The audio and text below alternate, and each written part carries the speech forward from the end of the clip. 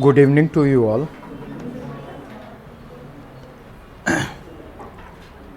NCERT के कुछ chapters पढ़ने के लिए हमने कहा था आप लोगों को।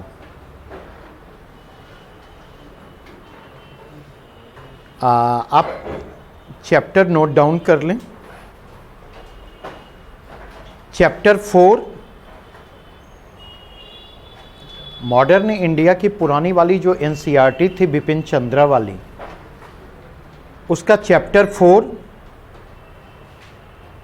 चैप्टर 5, चैप्टर 6,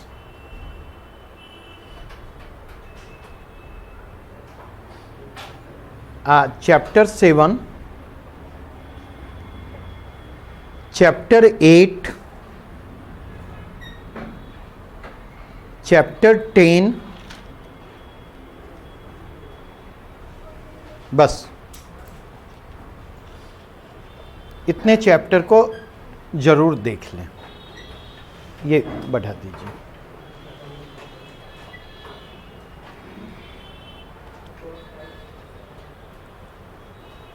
मेरी आपके साथ चर्चा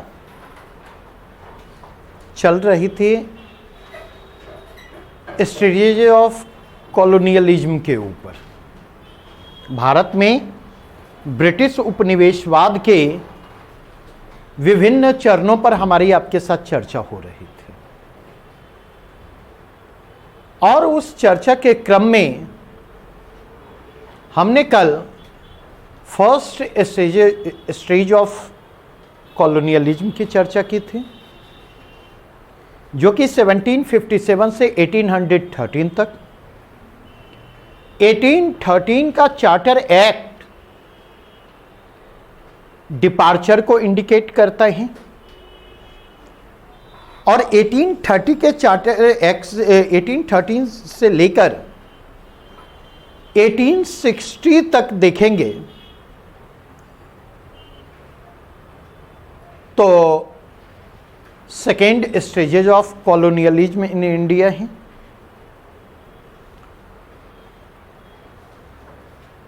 ये सेकेंड स्टेज ऑफ कॉलोनियलिज्म जो है, उस स्टेज में उसमें फ्री ट्रेड को एडॉप्ट किया जाता है ब्रिटिश इंडस्ट्रियल इकोनॉमी के रिक्वायरमेंट के अनुरूप। मैंने उसकी चर्चा की थी। और ये जो फ्री ट्रेड था, इस फ्री ट्रेड का कंट्राडिक्शन क्या था? तो अगर इस फ्री ट्रेड के कंट्राडिक्शन की बात करूं तो इस फ्री ट्रेड का कंट्राडिक्शन यह है कि इस फ्री ट्रेड की व्याख्या, इस फ्री ट्रेड का जो इंटरप्रिटेशन किया जा रहा, वो कॉलोनियल इंटरेस्ट के पर्सपेक्टिव में इसका इंटरप्रिटेशन किया जा रहा है। औपनिवेशिक हितों के परिप्रेक्ष्य में इसकी व्याख्या की जा रही है।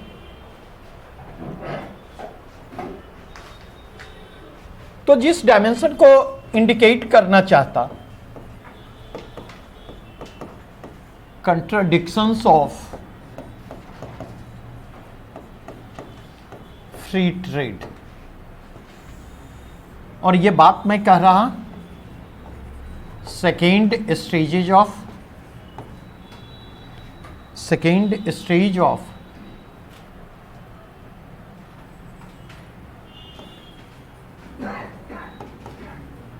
कॉलोनियलिज्म।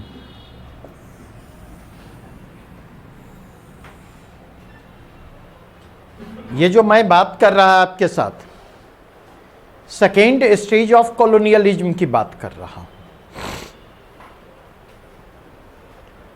अब अगर देखें, फ्री ट्रेड को दो कंटेक्स्ट में देखें, एक फॉरेन ट्रेड के कंटेक्स्ट में देखें और एक इंटरनल ट्रेड के कंटेक्स्ट में देखें।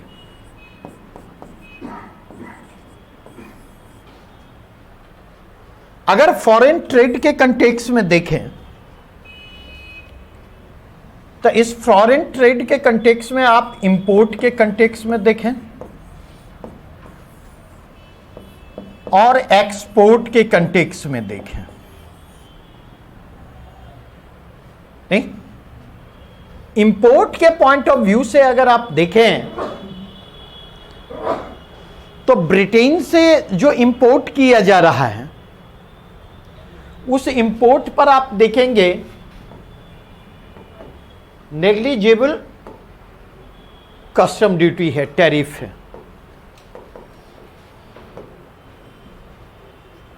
नहीं के बराबर सीमा शुल्क लगाई जा रही है। लेकिन एक्सपोर्ट के कंटेक्स्ट में देखें तो एक्सपोर्ट में आपको डबल स्टैंडर्ड दिखाई पड़ता। अगर यह रॉ मटेरियल का एक्सपोर्ट है, अगर यह रॉ मटेरियल का एक्सपोर्ट है, अगर यह फूड ग्रेन का एक्सपोर्ट है, और ये रॉ मटेरियल चाहे एग्रीकल्चरल हो चाहे ये रॉ मटेरियल माइनिंग वाले हो, तो इनके एक्सपोर्ट पर, इनके ब्रिटेन में इंपोर्ट पर किसी प्रकार की दिक्कत नहीं है। लेकिन अगर यह एक्सपोर्ट मैन्युफैक्चर्ड आइटम का है,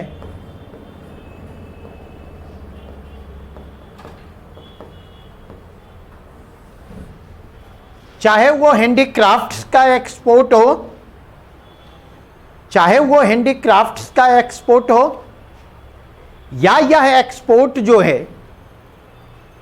हैंडीक्राफ्ट की मतलब क्लोदेज का हो, मतलब ऐसे एक्सपोर्ट जो ब्रिटिश इंडस्ट्रियल इकोनॉमी की संभावनाओं को एडवर्सली प्रभावित कर सकते थे। तो अगर इसके कंटेक्स्ट में देखें तो इसके लिए आप देखेंगे यहां पर ब्रिटेन में हायर टैरिफ को इंपोज किया जा रहा है।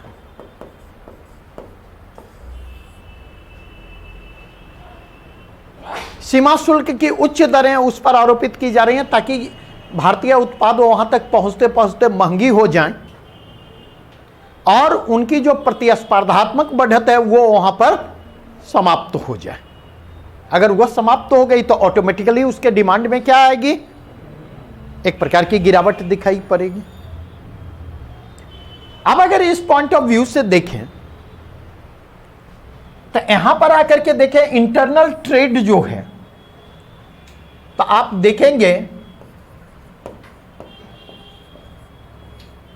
Movement of British goods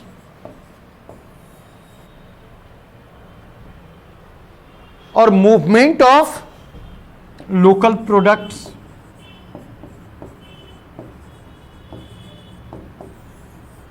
movement of British goods देखें, मूवमेंट ऑफ लोकल प्रोडक्ट्स देखें। तो अगर ब्रिटिश गुड्स के पर्सपेक्टिव में आप जाकर के देखें तो आप देखेंगे वह अनरेस्ट्रिक्टेड है। लेकिन अगर लोकल प्रोडक्ट्स के इंटरनल मार्केट में मूवमेंट की बात करें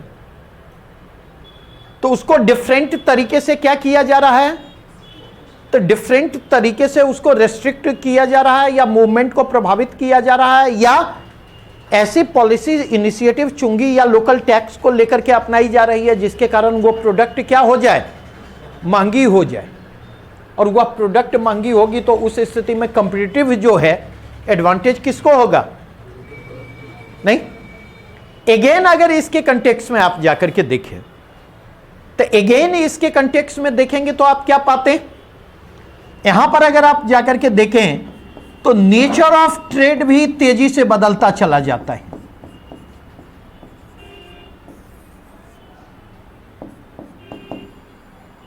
भारत के विदेश व्यापार की जो प्रकृति है, भारत के विदेश व्यापार की प्रकृति में भी तेजी से बदलाव आता है।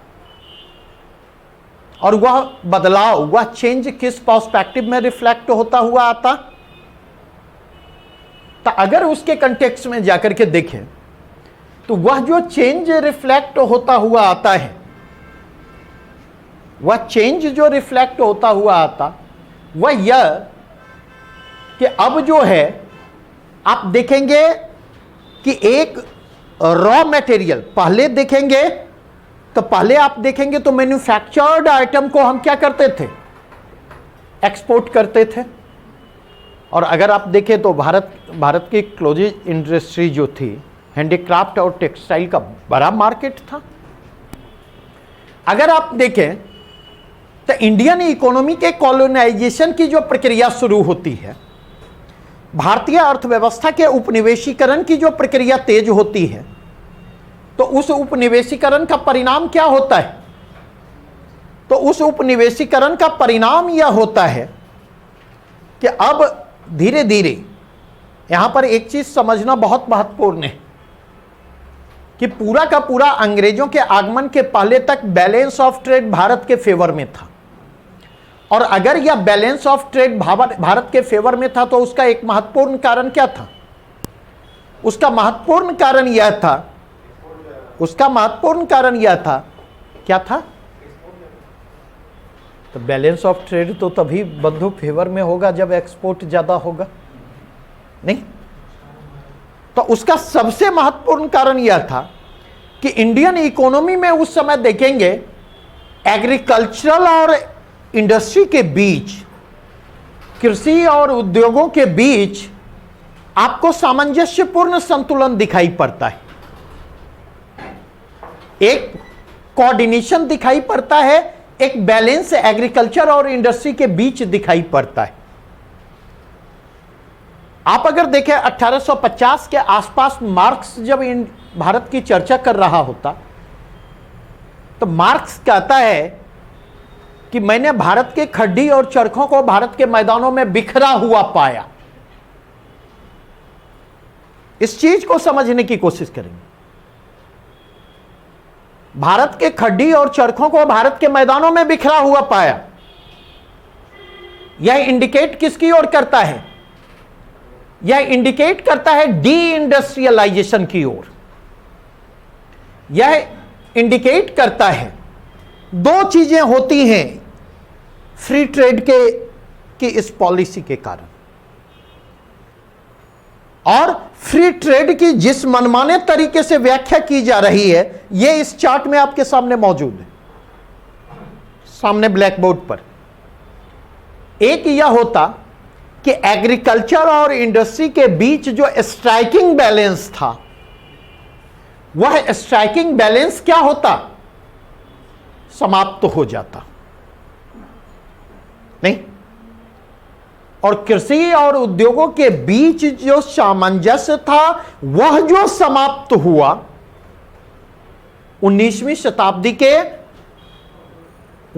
शताब्दी के आरंभिक वर्षों के दौरान अपनाई गई औपनिवेशिक नीतियों के कारण इसने भारतीय अर्थव्यवस्था को क्या किया?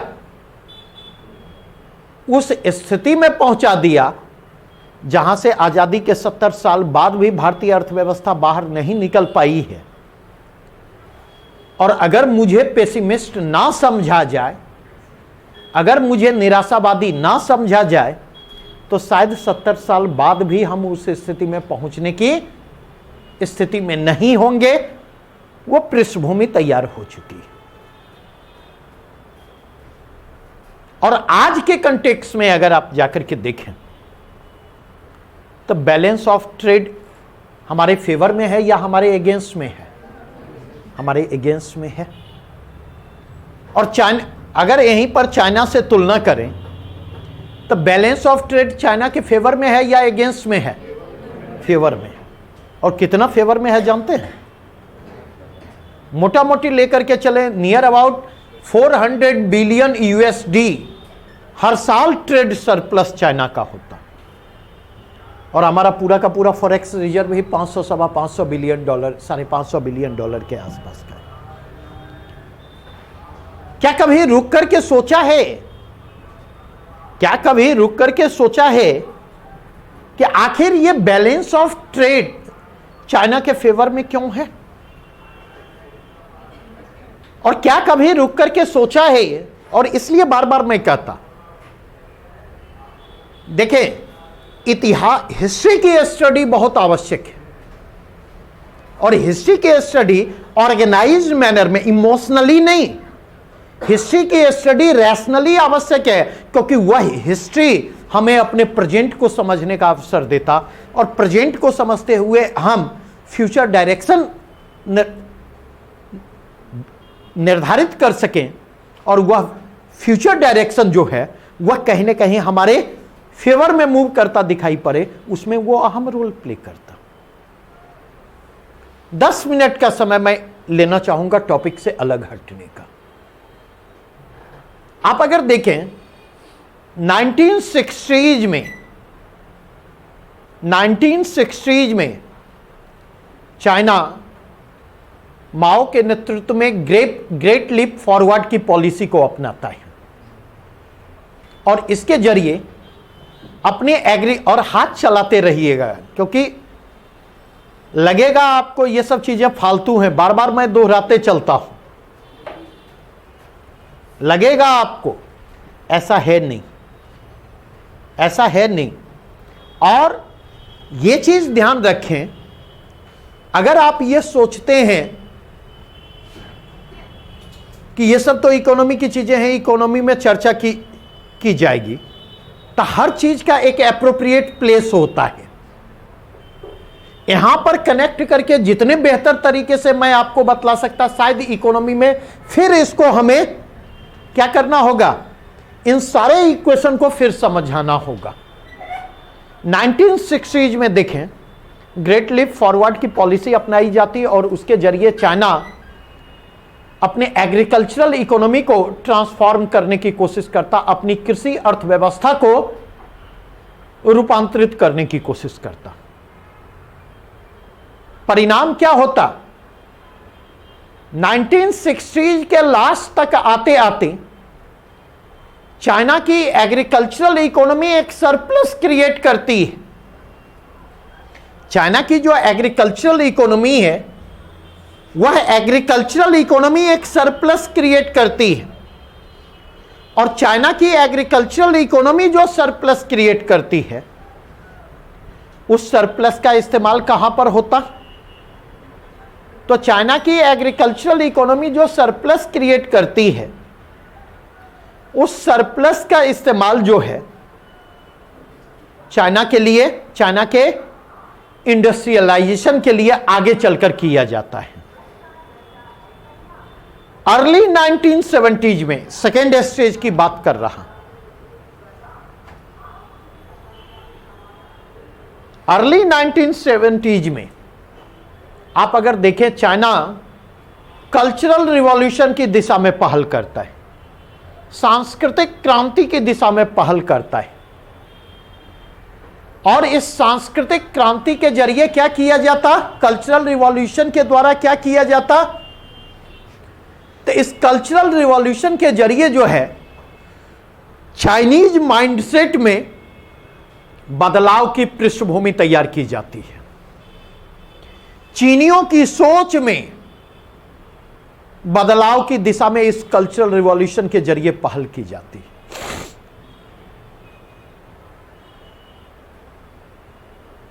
और 1979 में देखें, 78-79 में चाइना इकोनॉमिक रिफॉर्म की दिशा में पहल करता है।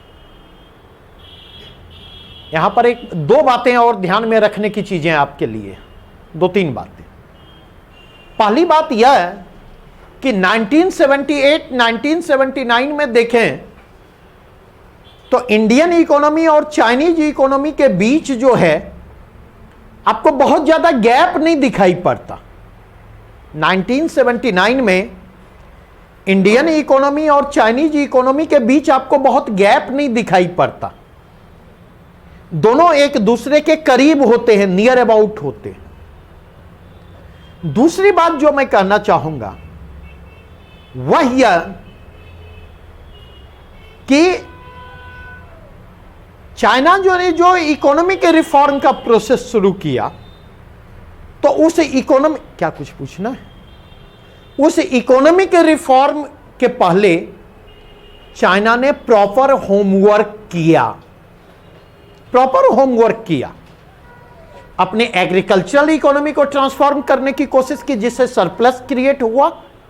उस सरप्लस का जब इंडस्ट्रियलाइजेशन के लिए इस्तेमाल होता है तो एग्रीकल्चर और इंडस्ट्री के बीच बेटर लिंकेजेज डेवलप होते हैं, और इस तरह से कृषि और उद्योगों के बीच वह सामंजस्य सृजित होता जो सामंजस्य भारतीय अर्थव्यवस्था में 19वीं शताब्दी के आरंभ तक मौजूद थी।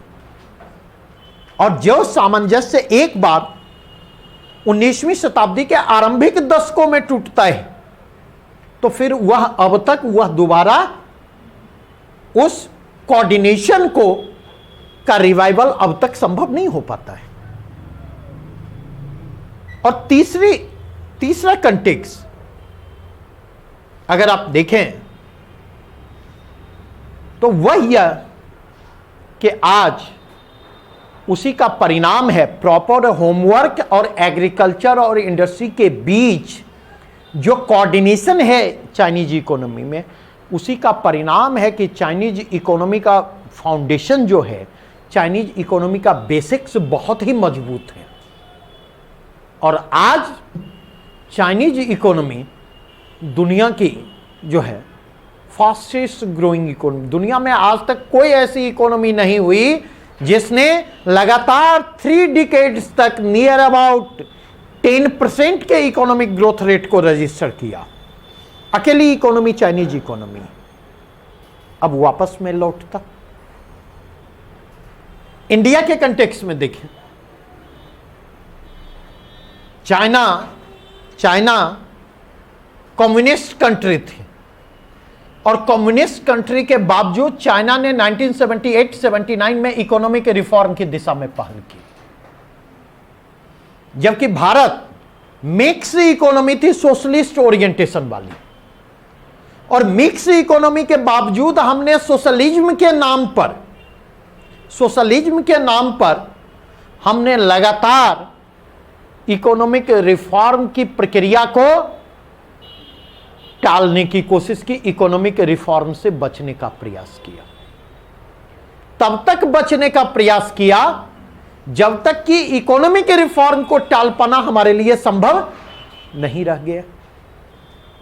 इसका परिणाम यह होता कि 1991 तक आते आते उसी समय गल्फ क्राइसिस शुरू होता है।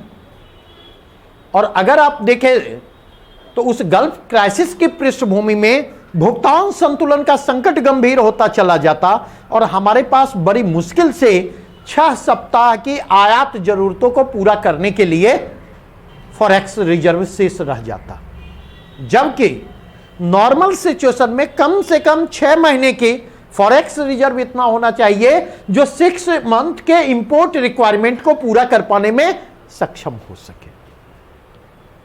इसी बैलेंस ऑफ पेमेंट की क्राइसिस को दूर करने के लिए हम आईएमएफ के पास जाते, और आईएमएफ कंडीशनल सपोर्ट की बात करता है, और वह कंडीशन होता इकोनॉमिक रिफॉर्म का। तो चाइना ने प्रॉपर होमवर्क किया, तब इकोनॉमिक रिफॉर्म की तरफ बढ़ा। हम इकोनॉमिक रिफॉर्म की तरफ बढ़ते हैं मजबूरी में, अंडर कंपल्सन, बिना प्रॉपर होमवर्क के। और इतना ही नहीं, हाफ हार्टेडली हम इकोनॉमिक रिफॉर्म की तरफ बढ़ते। परिणाम क्या होता? परिणाम यह होता कि हमारा इकोनॉमिक रिफॉर्म जो है इंडस्ट्री सेंट्रिक होता चला जाता, कुछ सर्विस सेंट्रिक होता। हमारा इकोनॉमिक रिफॉर्म जो है अर्बन सेंट्रिक होता चला जाता। औद्योगिक सुधारों को आर्थिक सुधारों में प्रमुखता मिलती है, और औद्योगिक सुधारों को भी जो प्रमुखता मिलती है तो फिर वही हाफ हार्टेडली वाली बात। वहां पर भी देखें उसका फायदा जो है कंज्यूमर गुड्स से इंडस्ट्री को मिलता है, ना कि कैपिटल गुड्स से इंडस्ट्री को। जबकि हमारा पर्पस क्या था? इकोनॉमी का लार्जर इकोनॉमिक इंटरेस्ट किस में था? लॉन्ग टर्म इकोनॉमिक इंटरेस्ट किस में था? कि इंडस्ट्रियल रिफॉर्म के बेनिफिट कैपिटल गुड्स से इंडस्ट्री को मिलने चाहिए थे। अगर कैपिटल गुड्स इंडस्ट्री को मिलते तो उसका लार्जर पर्सपेक्टिव में हमें बेनिफिट मिलता। अगर आप देखें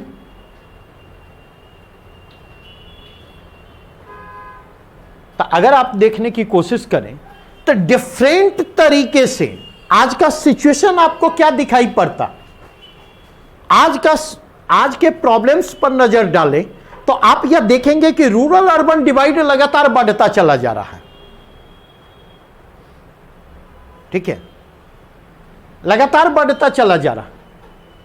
कभी वह बढ़ता हुआ रूरल अर्बन डिवाइड, कभी वह बढ़ता हुआ रूरल डिस्ट्रेस, ग्रामीण असंतोष, ग्रामीण शहरी विभाजन, कभी यह जो है आरक्षण की मांगों के रूप में रिफ्लेक्ट होता हुआ आता, कभी कृषि ऋण माफी की मांग के रूप में रिफ्लेक्ट होता हुआ आता, किसी न किसी रूप में आप देखेंगे रिफ्लेक्ट होता हुआ है। कभी किसान सड़कों पर होंगे, उसके रूप में यह रिफ्लेक्ट होता हुआ आएगा। अगर आपको लग रहा है कि अगर किसान सड़कों पर है तो उसके लिए केवल फार्म रिफॉर्म का मसला है, तो यह तात्कालिक कारण है, यह दीर्घकालिक कारण नहीं है। अगर इसके रूट कॉज तक पहुंचने की कोशिश करेंगे तो उसका रूट कॉज क्या है?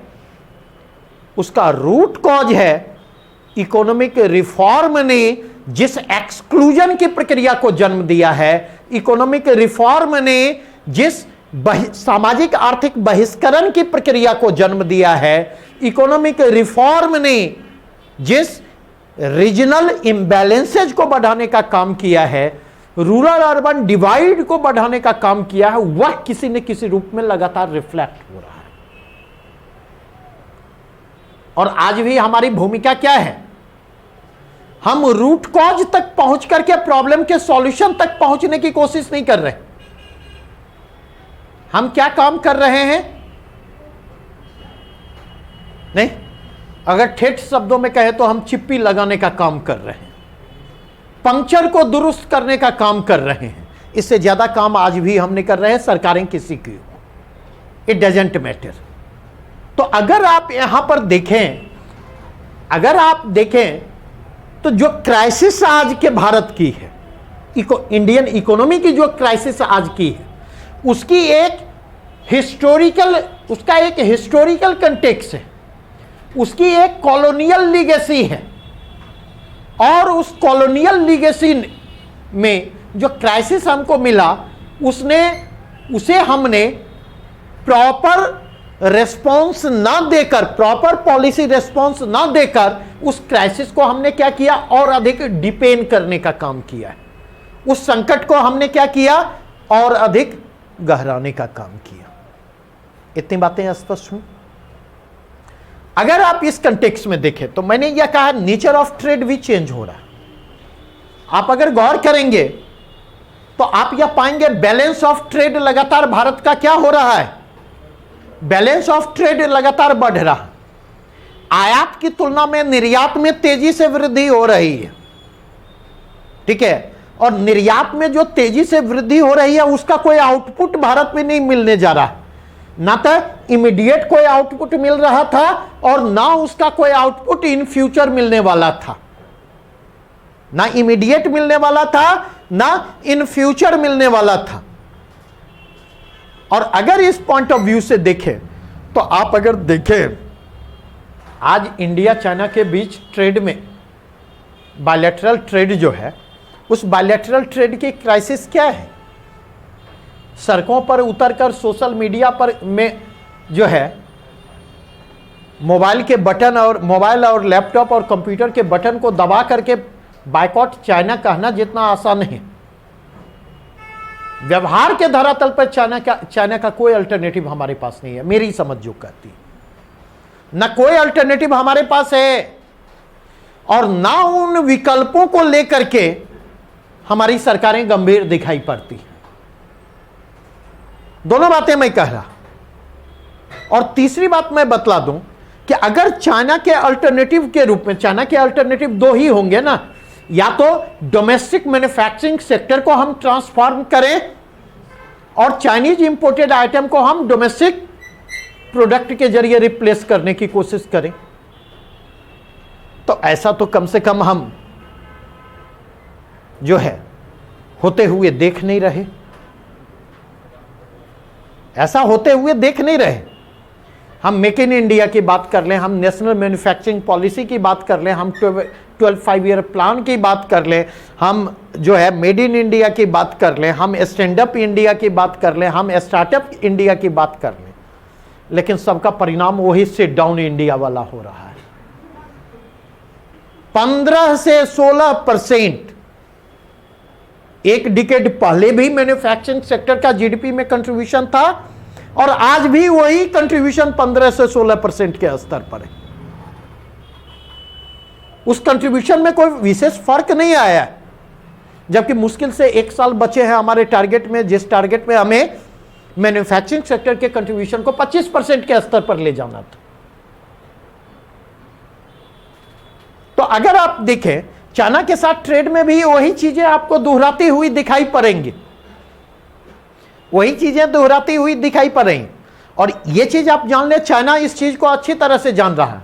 हम रॉ मटेरियल को, आज अगर 100 का ट्रेड है चाइना के साथ, करीब करीब मेरे ख्याल से 93 बिलियन यूएसडी का रहा है लास्ट ईयर, और 93 में अगर आप जाकर के देखें तो बड़ी मुश्किल से जो है 16-17 बिलियन डॉलर का हमारा एक्सपोर्ट है, रेस्ट का हमारा इंपोर्ट है।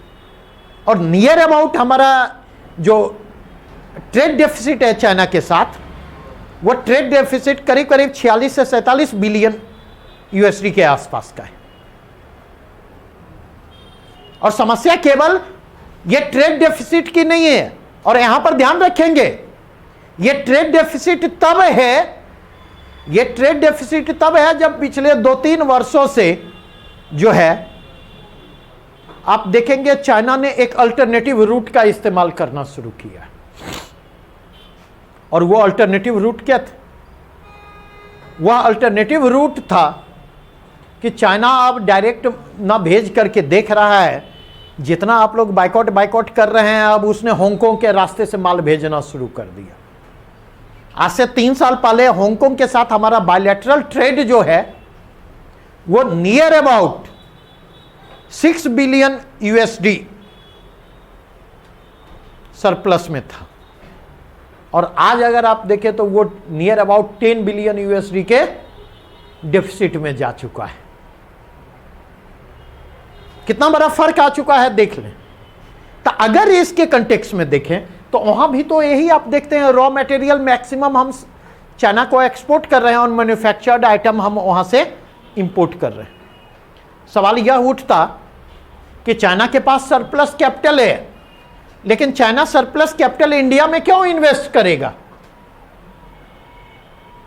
क्योंकि सरप्लस कैपिटल को इंडिया में इन्वेस्ट करने का सिंपल सा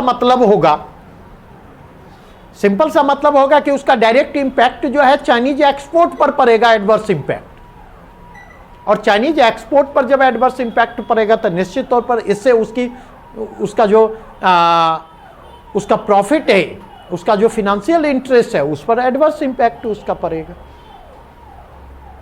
तो इस लार्जर कंटेक्स्ट में रख करके चीजों को देखे जाने की जरूरत है।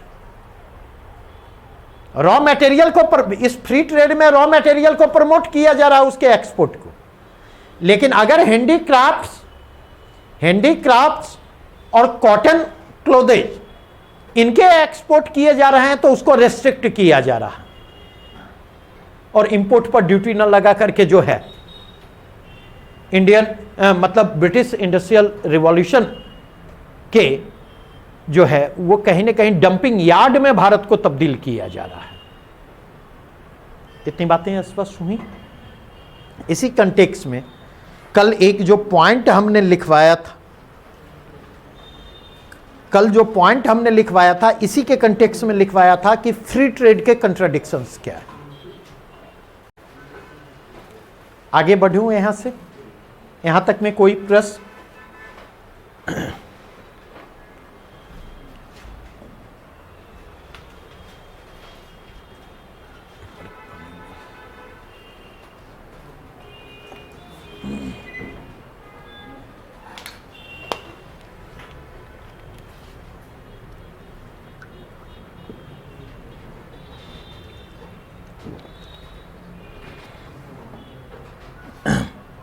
नेक्स्ट आप आ जाए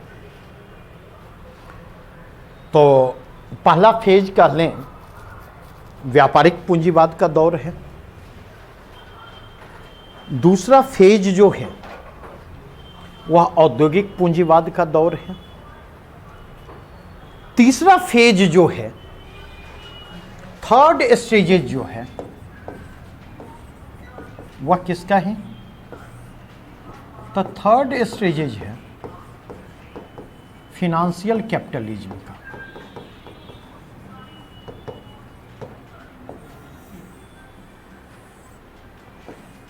वित्तीय पूंजीवाद का दौर है। और यह थर्ड स्टेज कब शुरू होता?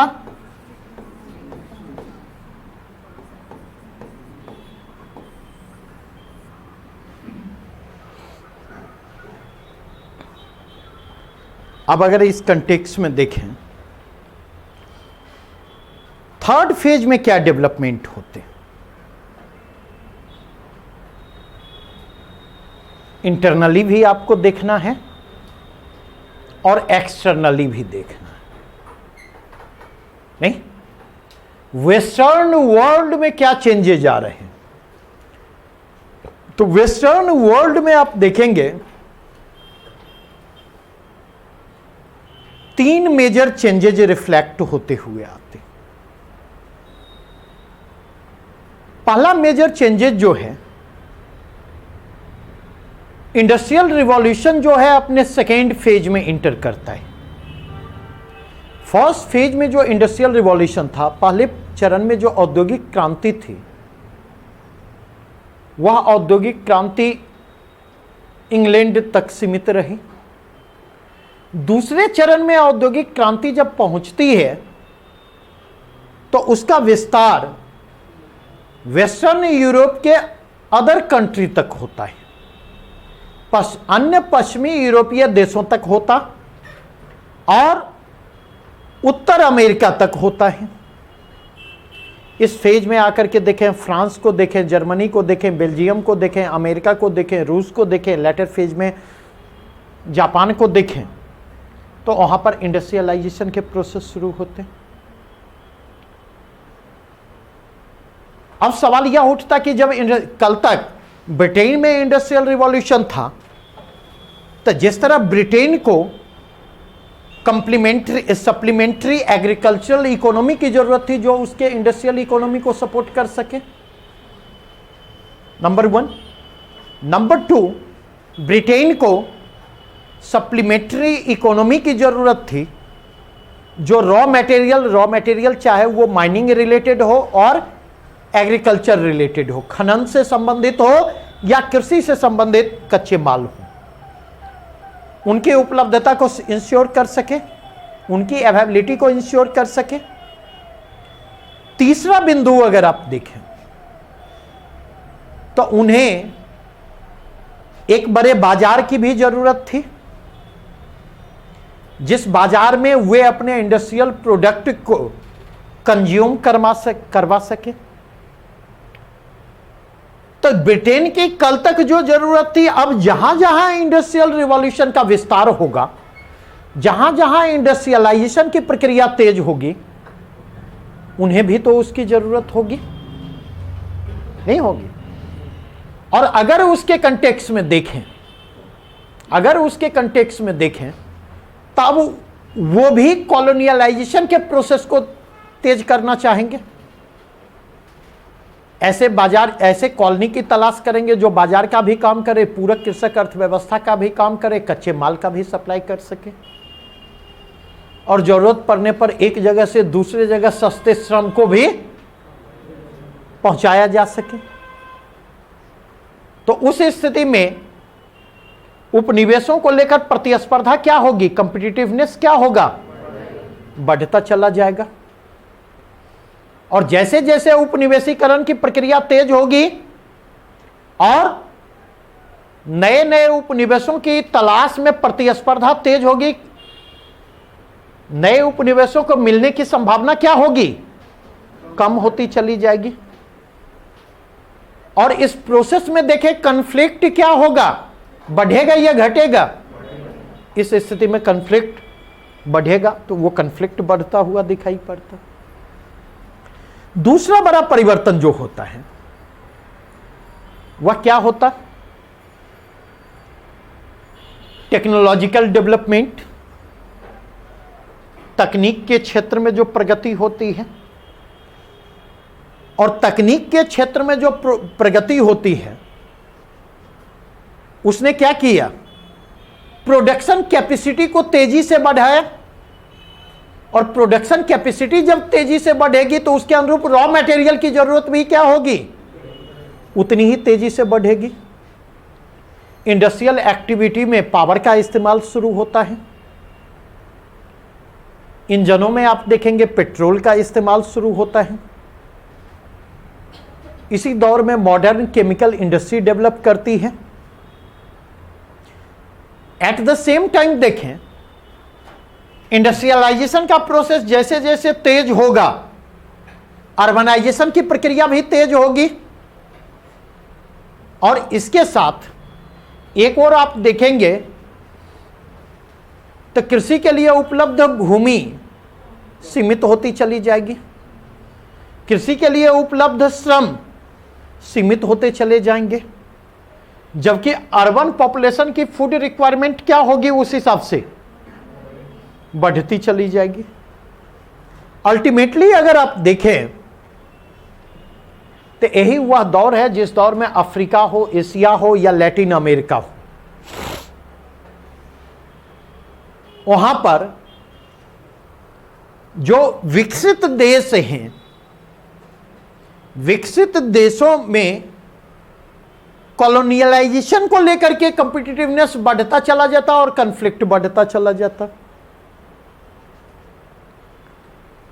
अब तीसरा कंटेक्स्ट देखें। तीसरा चेंजेज क्या आता?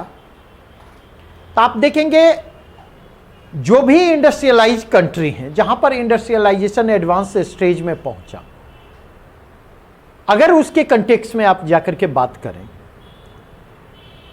तो सिंपल सी चीज है, जहां पर भी मार्केट डेवलप करेगा, जहां पर भी कैपिटलिज्म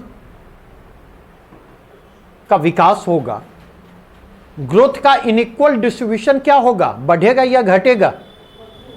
बढ़ेगा। और अगर यह बढ़ेगा तो उस स्थिति में आप देखें, क्योंकि सिंपल सी चीज है, मार्केट प्रॉफिट ओरिएंटेड अप्रोच को लेकर चलता नहीं, और मार्केट का यह प्रॉफिट ओरिएंटेड अप्रोच जो है, equitable distribution of the benefit of growth, आर्थिक समृद्धि के लाभों के अपेक्षाकृत समतापूर्वक वितरण की प्रक्रिया को क्या करता है? बाधित करता। तो अगर डिस्पैरिटी बढ़ेगी, डिसकंटेंट बढ़ेगा, मोबिलाइजेशन शुरू होगा। तो यह हुआ दौर है जिस दौर में आप देखें तो इस दौर में आप देखेंगे ट्रेड यूनियन एक्टिविटी तेज होती है। ब्रिटेन में भी जाकर के देख लें। यह हुआ दौर है जिस दौर में आप देखेंगे जो पीजेंट्स अनरेस्ट जो होते हैं वो बढ़ते चले जाते। और अगर ऐसा होगा, अगर ट्रेड यूनियन एक्टिविटी बढ़ेगी, अगर लेबर मूवमेंट में तेजी आएगी, पीजेंट मूवमेंट, फार्मर्स मूवमेंट में तेजी आएगी, तो यह ओवरऑल प्रोडक्शन को किस रूप में प्रभावित करेगा? पॉजिटिवली या निगेटिवली? पॉजिटिवली। हाँ, नहीं समझे थे, अब समझ में आया। किसान अगर सड़कों पर हैं तो क्या आपको नहीं लगता कि इससे किसानी पर असर पड़ेगा या नहीं पड़ेगा? आप 2 से 3 से महीना गुजरने दें, रवि के रिकॉर्ड को आने दें, आप देखें उस पर इम्पैक्ट दिखता है या नहीं। और उसमें भी अगर किसानों ने, अभी तो सिंबॉलिक चीजें हो रही हैं, फसलों को जलाने की, अपने ही फसलों को रौंदने की, अगर एक यह प्रोटेस्ट सिंबॉलिक ना रह करके अगर इस तरह के प्रोटेस्ट में तेजी आती है तो आप इमेजिन करें कि मिडिल क्लास की क्या हालत होगी 6 महीने बाद। तो मेरे कहने का मतलब है कि ओवरऑल इसके कारण क्या होगा, इसके कारण एक और देखेंगे पूरा का पूरा प्रोडक्शन प्रोसेस प्रभावित होगा और जो इंडस्ट्रियलिस्ट हैं, जो इंटरप्रेन्योर्स हैं, जो कॉरपोरेट्स हैं, जो कैपिटलिस्ट हैं, उन पर प्रेशर बढ़ेगा कि प्रोडक्शन प्रोसेस के स्मूथनेस को इंश्योर करने के लिए कुछ छूटें दें। तो इसका उनकी प्रॉफिटेबिलिटी पर क्या असर पड़ेगा, पॉजिटिव इंपैक्ट पड़ेगा या निगेटिव? निगेटिव इंपैक्ट पड़ेगा। अगर इसके सापेक्ष अगर आप देखें, एक और डेवलप्ड इकोनॉमी में यह समस्या आ रही है, दूसरी ओर कॉलोनीज में आप क्या देखते, रॉ मटेरियल्स भी उपलब्ध हैं, नियर मार्केट भी उपलब्ध है, लार्जर मार्केट उपलब्ध है, नहीं? तीसरा अगर देखें तो कॉलोनाइजेशन के प्रोसेस में आप देखेंगे जिस तरह से भारत में डी इंडस्ट्रियलाइजेशन हुआ, तो डी इंडस्ट्रियलाइजेशन का सीधा सीधा क्या परिणाम होगा? अब तो आंकड़ा हमारे यहां नहीं आ रहा, नहीं तो आप पता कर लें, अगर आंकड़ा वास्तविक आंकड़ा आए तो आप यह देखेंगे कि 2016 से अब तक में 2016 से अब तक में देखेंगे तो रूरल इकोनॉमी पर जो है वर्क फोर्स का प्रेशर लगातार बढ़ता चला गया है। नहीं, इसका मतलब यह है कि सरप्लस लेबर उपलब्ध है, और सरप्लस लेबर उपलब्ध है तो सरप्लस लेबर की उपलब्धता का मतलब जो है इजी टर्म एंड कंडीशन पर लेबर की उपलब्धता होगी, लेबर सस्ता होगा, तो बाजार भी सस्ता है, बाजार भी उपलब्ध है नजदीक में। दूसरा अगर आप जाकर के देखें लेबर भी उपलब्ध है, और तीसरा आप जाकर के देखें क्या पाते, तो तीसरा आप पाते हैं कि वहां पर रॉ मटेरियल भी उपलब्ध है। और उनके पास देखें, वेस्टर्न डेवलप्ड वर्ल्ड के पास इंडस्ट्रियलाइजेशन के परिणाम स्वरूप एक सरप्लस कैपिटल क्रिएट हुआ है, अतिरिक्त पूंजी सृजित हुई है, अधिशेष पूंजी सृजित हुई है। और ये जो अधिशेष पूंजी सृजित हुई है, इस अधिशेष पूंजी का क्या किया जाना है, तो इस अधिशेष पूंजी के उत्पादक और सुरक्षित निवेश की संभावनाओं को तलाश रहे, अर्थात ऐसे जगह इन्वेस्टमेंट जहां पर बेटर रिटर्न मिल सके उसमें और ऐसे जगह इन्वेस्टमेंट जहां पर इन्वेस्टमेंट सेफ एंड सिक्योर हो। तो अगर इस पॉइंट ऑफ व्यू से देखें तो ब्रिटेन के लिए भारत से बेहतर ऑप्शन हो सकता था, जहां पर रॉ मटेरियल भी उपलब्ध है, बड़ा मार्केट भी उपलब्ध है, जहां पर आप जाकर के देखें मतलब डी इंडस्ट्रियलाइजेशन के परिणाम स्वरूप जो है चीप लेबर भी उपलब्ध है, नहीं? और जहां पर ब्रिटिश एम्पायर का स्ट्रॉन्ग प्रेजेंस है, इतना स्ट्रॉन्ग प्रेजेंस है, कितना स्ट्रॉन्ग प्रेजेंस है, इसको आप सिर्फ इस बात से इमेजिन कर सकते कि ब्रिटिश गवर्नमेंट जो है वह भारतीय सेना के सहारे एशिया में साम्राज्यवादी विस्तार अभियानों का संचालन कर रही है। आप इसी से अंदाजा लगा लें। तो अगर इस पॉइंट ऑफ व्यू से देखें तो ब्रिटिश कैपिटल किस ओर रुख करेगी, भारत की तरफ करेगी। और इस दौरान एक और इंटरनली भी कुछ परिवर्तन आपको दिखाई पड़ते। इंटरनली भारत में क्या परिवर्तन दिखाई पड़ते, तो इंटरनल परिवर्तन को देखें तो ये जो 1813 में भारत के सामाजिक सांस्कृतिक मामलों में हस्तक्षेप की नीति जो अपनाई गई, कॉलोनियल सोशल इंडिया को लेकर के कॉलोनियल सोशल और कल्चरल पॉलिसी जो थी उसमें जो चेंज दिखाई पड़ता, नॉन इंटरफेरेंस से इंटरफेरेंस की ओर और हस्तक्षेप से हस्तक्षेप की ओर, इसके कारण धीरे धीरे रिएक्शन आप क्या देखते नहीं, यह मास रिएक्शन को जन्म देता है। और जब मास रिएक्शन को यह जन्म देता है तो उस स्थिति में क्या होता, उस स्थिति में देखेंगे तो अल्टीमेटली उसका लॉजिकल कल्मिनेशन रिवोल्ट ऑफ 1857 के रूप में होता है, 1857 के विद्रोह के रूप में होता है। तो 1857 के रिवोल्ट और उस रिवोल्ट का जो डीपर इंपैक्ट, लार्जर और डीपर जो इंपैक्ट रहा, व्यापक और गहरा जो प्रभाव रहा, इसने भी कहीं ना कहीं ब्रिटिश एम्पायर को अपनी इंडिया पॉलिसी को रिव्यू करने के लिए क्या किया, विवश किया, कंपेल किया।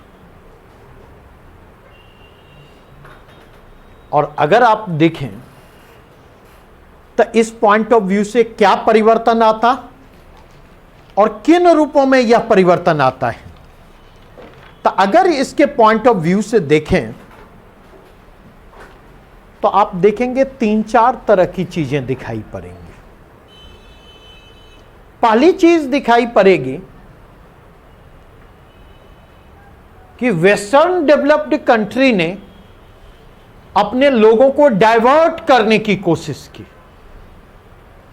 किसकी तरफ डाइवर्ट करने की कोशिश की, किसकी तरफ डाइवर्ट करने की कोशिश की, तो डाइवर्ट करने की कोशिश की नेशनलिस्ट सेंटिमेंट की तरफ, नेशनलिस्ट सेंटिमेंट की तरह, राष्ट्रवाद की भावनाओं को उभारा। और नेशनलिस्ट सेंटिमेंट को उभारते हुए उसने क्या किया, नेशनल प्राइड, एक्सपेंशनिज्म, विस्तारवाद, इंपीरियलिज्म, साम्राज्यवाद की ओर उसको डाइवर्ट करने का काम किया, ताकि प्रेशर को क्या किया जा सके, प्रेशर को कम किया जा सके। तो पहला काम तो ये टैक्टिक्स उनका रहा। दूसरा टैक्टिक्स उनका क्या रहता,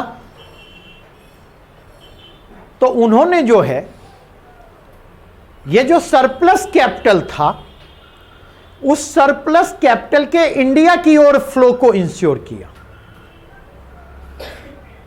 और उस सरप्लस कैपिटल का इस्तेमाल कहां पर किया जा रहा है, बैंकिंग गतिविधियों के द्वारा लिए। उस सरप्लस कैपिटल का इस्तेमाल कहां किया जा रहा है, ट्रांसपोर्टेशन इंफ्रास्ट्रक्चर के डेवलपमेंट में, रोड, रेल, पोर्ट। उस सरप्लस कैपिटल का इस्तेमाल कहां किया जा रहा है, माइनिंग एक्टिविटी में, माइंस में। उस सरप्लस कैपिटल का इस्तेमाल कहां किया जा रहा है, बड़े स्तर पर रेलवे में। उस सरप्लस कैपिटल का इस्तेमाल कहां किया जा रहा है, ब्रिटिश इंडियन गवर्नमेंट को लोन के रूप में। अब अगर इस पॉइंट ऑफ व्यू से जाकर के देखें तो कहीं ना कहीं उस सरप्लस कैपिटल का इस्तेमाल ऐसे जगह पर किया जा रहा है जहां पर उसके स्ट्रेटेजिक बेनिफिट हो। ब्रिटिश अंपायर जो है या ब्रिटिश इंपीरियलिज्म जो है, उसके कॉलोनियल डेप्थ के विस्तार के लिए किया जा रहा है। रिमोटेस्ट एरिया तक ब्रिटिश सेना की मतलब सेना की आसान पहुंच को सुनिश्चित करने के लिए, रिमोटेस्ट एरिया तक जो है ब्रिटिश गुड्स की आसान पहुंच को सुनिश्चित करने के लिए, और रिमोटेस्ट एरिया से रिसोर्सेज के ब्रिटेन की ओर फ्लो को इंश्योर करने के लिए उसका इस्तेमाल किया गया। और इसके माध्यम से इन्वेस्टमेंट की प्रोडक्टिविटी को भी बढ़ाने की कोशिश की गई, और इसके माध्यम से इन्वेस्टमेंट की सेफ्टी सिक्योरिटी को भी इंश्योर करने का प्रयास किया गया। और यह इंश्योर करने का प्रयास किया गया कि कोई भी दूसरा देश जो ब्रिटेन का कंपटीटर है ग्लोबली, वो भारत की तरफ देख ना सके।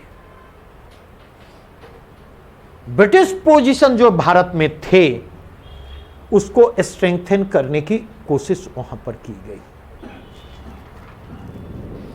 अगेन अगर आप देखें तो आप यह पाएंगे,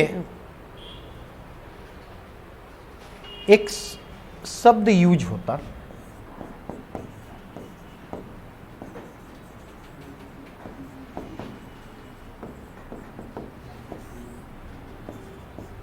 सुना है, एनलाइटनमेंट, प्रबोधन चिंतन, सुना है इसके बारे में? अगर आप देखें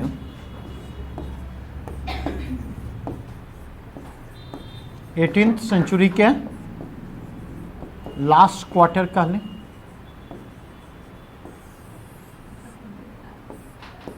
सेकेंड हाफ, कल मैंने चर्चा की, कल या परसों मैंने चर्चा की थी स्वतंत्रता, समानता, बंधुत्व की भावना। नहीं, अमेरिकन रिवॉल्यूशन से फ्रेंच रिवॉल्यूशन तक, हॉब्स, लॉक, रूसो, थोरो, ये सब क्या हैं? और ये सब क्या कर रहे हैं? मिडिल क्लास के एस्पिरेशंस को एक्सप्रेस कर रहे हैं। कल हमने कहा था ना कि अब स्टेट और मिडिल क्लास के बीच कन्फ्लिक्ट की स्थिति है। मिडिल क्लास स्पेस तलाश रहा है और मिडिल क्लास जो स्पेस तलाश रहा है उसी को एनलाइटमेंट क्या कर रहा? एक्सप्रेस कर रहा है, एक आइडियोलॉजिकल बेसिस दे रहा है। तो अगर इस पॉइंट ऑफ व्यू से देखेंगे तो आप देखेंगे कि धीरे धीरे धीरे धीरे जो है एक ब्रिटेन की सोच में भी आपको परिवर्तन दिखाई पड़ता। 1853 की में महारानी की उद्घोषणा जो है, क्वींस डिक्लेरेशन को देखें। क्वीन क्या घोषित करती हैं? घोषित करती हैं कि पूरे ब्रिटिश साम्राज्य की प्रजा जो है वो क्या है? समान है, ऑल आर इक्वल्स। नहीं? और अगर आप देखें उसको एक महत्वपूर्ण प्रस्थान बिंदु के रूप में देखा जाता है या नहीं? आगे अगर आप देखें तो धीरे धीरे आप देखेंगे भारतीयों की भागीदारी को शासन में क्या किया जाता, लेकिन यह रणनीति ज्यादा देर तक टिक नहीं पाती। ज्यादा देर तक टिक इसलिए नहीं पाती, अब दुविधा यहीं पर है। ज्यादा देर तक टिक इसलिए नहीं पाती क्योंकि आप देखेंगे धीरे धीरे धीरे धीरे जो है, कल एक टर्म हमने यूज किया था और वह टर्म क्या था?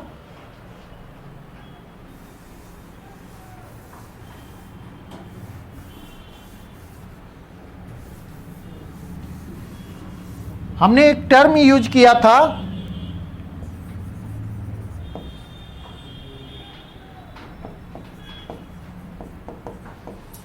कॉलोनाइजेशन, उपनिवेशीकरण, और दूसरा टर्म क्या था? मॉडर्नाइजेशन, आधुनिकीकरण।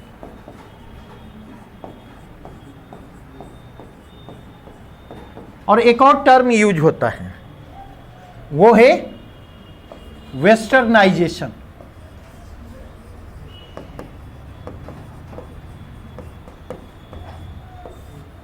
पश्चिमीकरण।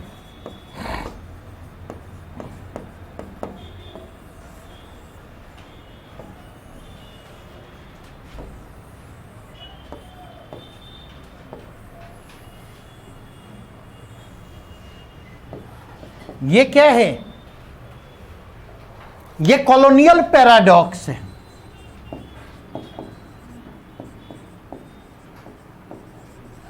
औपनिवेशिक दुविधा है। क्यों ये औपनिवेशिक दुविधा है, थोड़ा सा समझने की कोशिश करें। अगर ब्रिटिश औद्योगिक उत्पादों को भारत के रिमोटेस्ट एरिया तक पहुंचाना है और रिमोटेस्ट एरिया में मौजूद रॉ मटेरियल को ब्रिटेन तक पहुंचाना है, नहीं तो उसके लिए क्या करना होगा? तो उसके लिए आवश्यकता इस बात की होगी, कि परिवहन के साधनों का विस्तार और विकास हो, नहीं? एट द सेम टाइम केवल परिवहन के साधनों के विस्तार और विकास से काम नहीं चलेगा, उसकी सेफ्टी और सिक्योरिटी भी तो इंश्योर करनी होगी, क्योंकि धीरे धीरे कॉलोनियल प्रेजेंस के अगेंस्ट रेसिस्टेंस क्या है, जोर पकड़ रहा है। तो इस पॉइंट ऑफ व्यू से भी अगर आप जाकर के देखें तो मिलिट्री के ईजियर और फास्टर मूवमेंट को इंश्योर करना होगा, तभी तो उसकी सेफ्टी सिक्योरिटी इंश्योर की जा सकती। तो कॉलोनाइजेशन के लिए परिवहन और संचार के साधनों, मींस ऑफ ट्रांसपोर्टेशन और कम्युनिकेशन को क्या करना होगा? डेवलप करना होगा। और अगर आप इसको डेवलप करते तो इसका परिणाम क्या होगा? रेल डाक तार ने क्या किया? रेल ने भारत के एक क्षेत्र को दूसरे क्षेत्र से जोड़ने का काम किया, नहीं?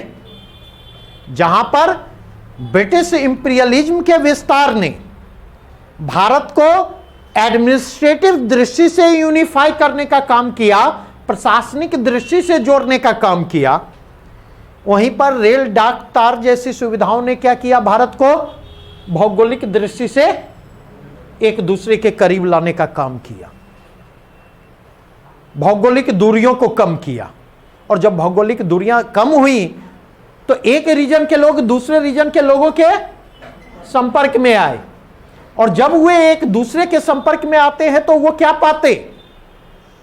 वो पाते हैं कि हमारा प्रॉब्लम जो है वही प्रॉब्लम इनका भी है, कहीं ना कहीं हम कॉमन प्रॉब्लम फेस कर रहे हैं, और जिस कॉमन प्रॉब्लम को हम फेस कर रहे हैं वह कॉमन प्रॉब्लम जो है वह एक ही के द्वारा क्रिएटेड है, कॉलोनियल पावर के द्वारा ही क्रिएटेड है, नहीं?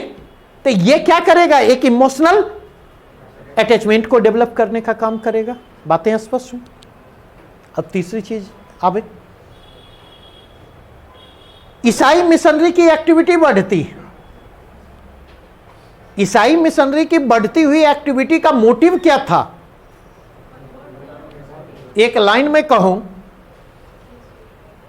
तो कॉलोनियलाइजेशन ऑफ इंडिया, भारत का उपनिवेशीकरण, और भारत के उपनिवेशीकरण की प्रक्रिया को ईसाई मिशनरियां भारतीय समाज और संस्कृति के उपनिवेशीकरण के जरिए तेज करती, नहीं? लेकिन इसका होता क्या है परिणाम? ये जो कोशिश हुई तो इसका परिणाम क्या होता?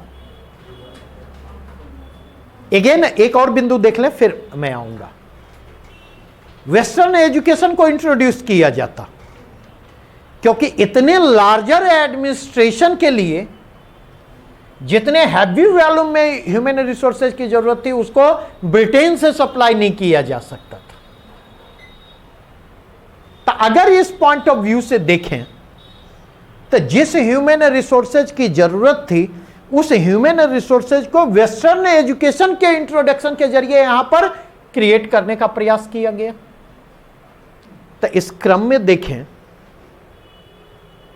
धीरे धीरे आप देखेंगे एक एजुकेटेड मिडिल क्लास इमर्ज करता, नहीं, जो एजुकेटेड मिडिल क्लास,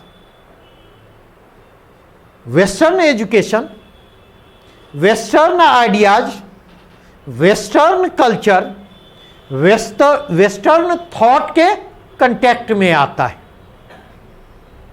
नहीं, और जब वह उसके कांटेक्ट में आता है तो ये जो ब्रिटिश इंपीरियलिज्म में है उसकी फंक्शनिंग को समझने का मौका मिलता, उसको उसके एक्सप्लॉयटेटिव नेचर को समझने का मौका मिलता, किस तरह से ब्रिटिश साम्राज्यवाद काम कर रहा है और किस प्रकार से ब्रिटिश साम्राज्यवाद की प्रकृति शोषण परक है, उसे यह समझने का मौका मिलता। और जब उसे इस बात को समझने का मौका मिलता है तो धीरे धीरे धीरे धीरे धीरे धीरे देखें तो वह देखता है कि कॉलोनियल इंटरेस्ट और इंडियन इंटरेस्ट में कन्फ्लिक्ट है, और अगर पढ़ा लिखा वर्ग है तो वो एस्पायरेशनल भी होगा।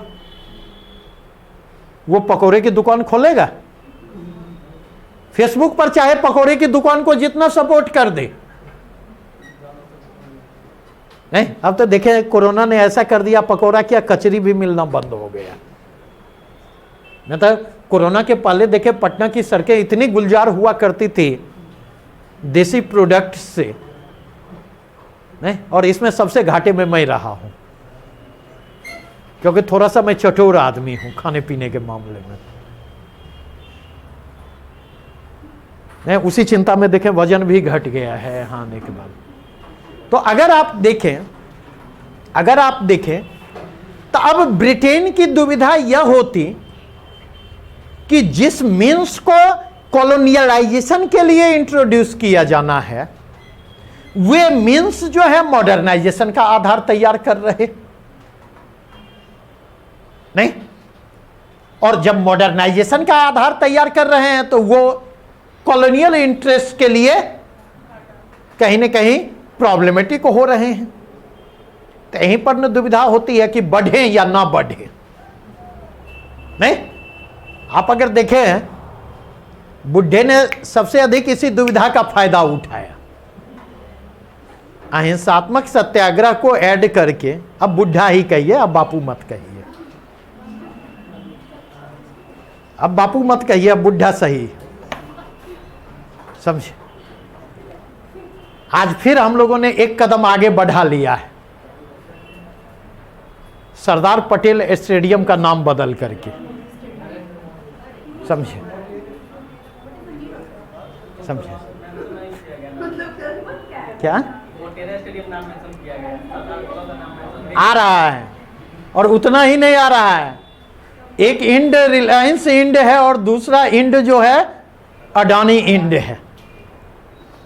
तब मुझे लगता है सही मायने में हमारे दो, राहुल गांधी ने कुछ दिन पहले जो टिप्पणी की थी, मोटेरा स्टेडियम उसको रिप्रेजेंट कर रहा है। एक के नाम पर है, दूसरे ने उद्घाटन किया, और शेष दोनों के नाम पर दोनों इंड मौजूद है। तब बुरा कहां है? मैं तो बुरा नहीं कह रहा, नहीं, मैं तो इस पक्ष में भी हूं कि भारत का नाम बदल करके अमेरिका कर दीजिए। अमेरिका नाम है तो कई बार क्लास में एक नाम से अधिक बच्चे होते थे तो ए बी कर देते थे ना, संजीव ए, संजीव बी, तो भारत को अमेरिका ए कर दे। एक फीलिंग आने लगेगा कि हम लोग भी जो है अमेरिका इतने मजबूत स्थिति में पहुंच गए। खैर छोड़िए। तो अगर आप देखें तो ये जो दुविधापूर्ण स्थिति पैदा होती है, इस दुविधापूर्ण स्थिति से कॉलोनियल पावर बाहर नहीं निकल पाती, और एक बार जब मॉडर्नाइजेशन का प्रोसेस शुरू हो जाता है तो उसको रोक पाना किसी के बस में नहीं आ पाता। तो फर्स्ट फेज में देखें, इस चीज को समझिए, 19th सेंचुरी के फर्स्ट हाफ में जो कल्चरल रेसिस्टेंस इमर्ज करता है ब्रिटिश कॉलोनियलिज्म के अगेंस्ट, और उस रेसिस्टेंस ने वेस्टर्न लॉजिक का जो सहारा लिया, वेस्टर्न रैशनलिज्म का जो सहारा लिया, पश्चिमी तर्क और बौद्धिकता का जो सहारा लिया, सेकेंड हाफ तक आते आते अगर आप देखें तो वही किस में तब्दील हो जाता? वही वेस्टर्न लॉजिक और वेस्टर्न रैशनलिज्म जो है इकोनॉमिक नेशनलिज्म का आधार तैयार करता है, आर्थिक राष्ट्रवाद का आधार तैयार करता है। और अब अगर आकर के देखें तो अब आप क्या पाते? अब आप ये पाते हैं कि इंडियन नेशनलिस्ट जो हैं वे ब्रिटिश कॉलोनियलिज्म का जो है उसके एक्सप्लॉयटेटिव नेचर पर अटैक करना शुरू करते हैं। उसका जो रिप्रेसिव नेचर है उस पर वो अटैक करना शुरू करते हैं। और अगर आप देखें तो 19th सेंचुरी के 4th क्वार्टर में जो इंडियन नेशनलिज्म इमर्ज करता है, वह इंडियन नेशनलिज्म जो है किस फ्रंट पर सबसे ज्यादा एक्सप्रेसिव है, किस फ्रंट पर सबसे ज्यादा मुखर है? तो आर्थिक मोर्चे पर वह सबसे ज्यादा मुखर दिखाई पड़ता। आर्थिक राष्ट्रवाद 19वीं शताब्दी के चौथे क्वार्टर में भारतीय राजनीतिक राष्ट्रवाद को ठोस आधार प्रदान करता हुआ आता, जबकि उसे भावनात्मक आधार किसने प्रदान किया था? तो भावनात्मक आधार प्रदान किया था सोशियो रिलीजियस रिफॉर्म मूवमेंट ने। अब अगर इसके परिप्रेक्ष्य में जाकर के देखें, अल्टीमेटली आप क्या पाते? अल्टीमेटली आप पाते हैं कि जब फर्स्ट वर्ल्ड वॉर शुरू होता तो कहीं ना कहीं आप देखेंगे वर्ल्ड वॉर के कारण ब्रिटेन और भारत के बीच जो कनेक्टिविटी थी वो कनेक्टिविटी प्रभावित होती, और उस कनेक्टिविटी का प्रभावित होना जो है वह क्या है? वह इंडिया के लिए जो है बूंद साबित होता है, वरदान साबित होता है।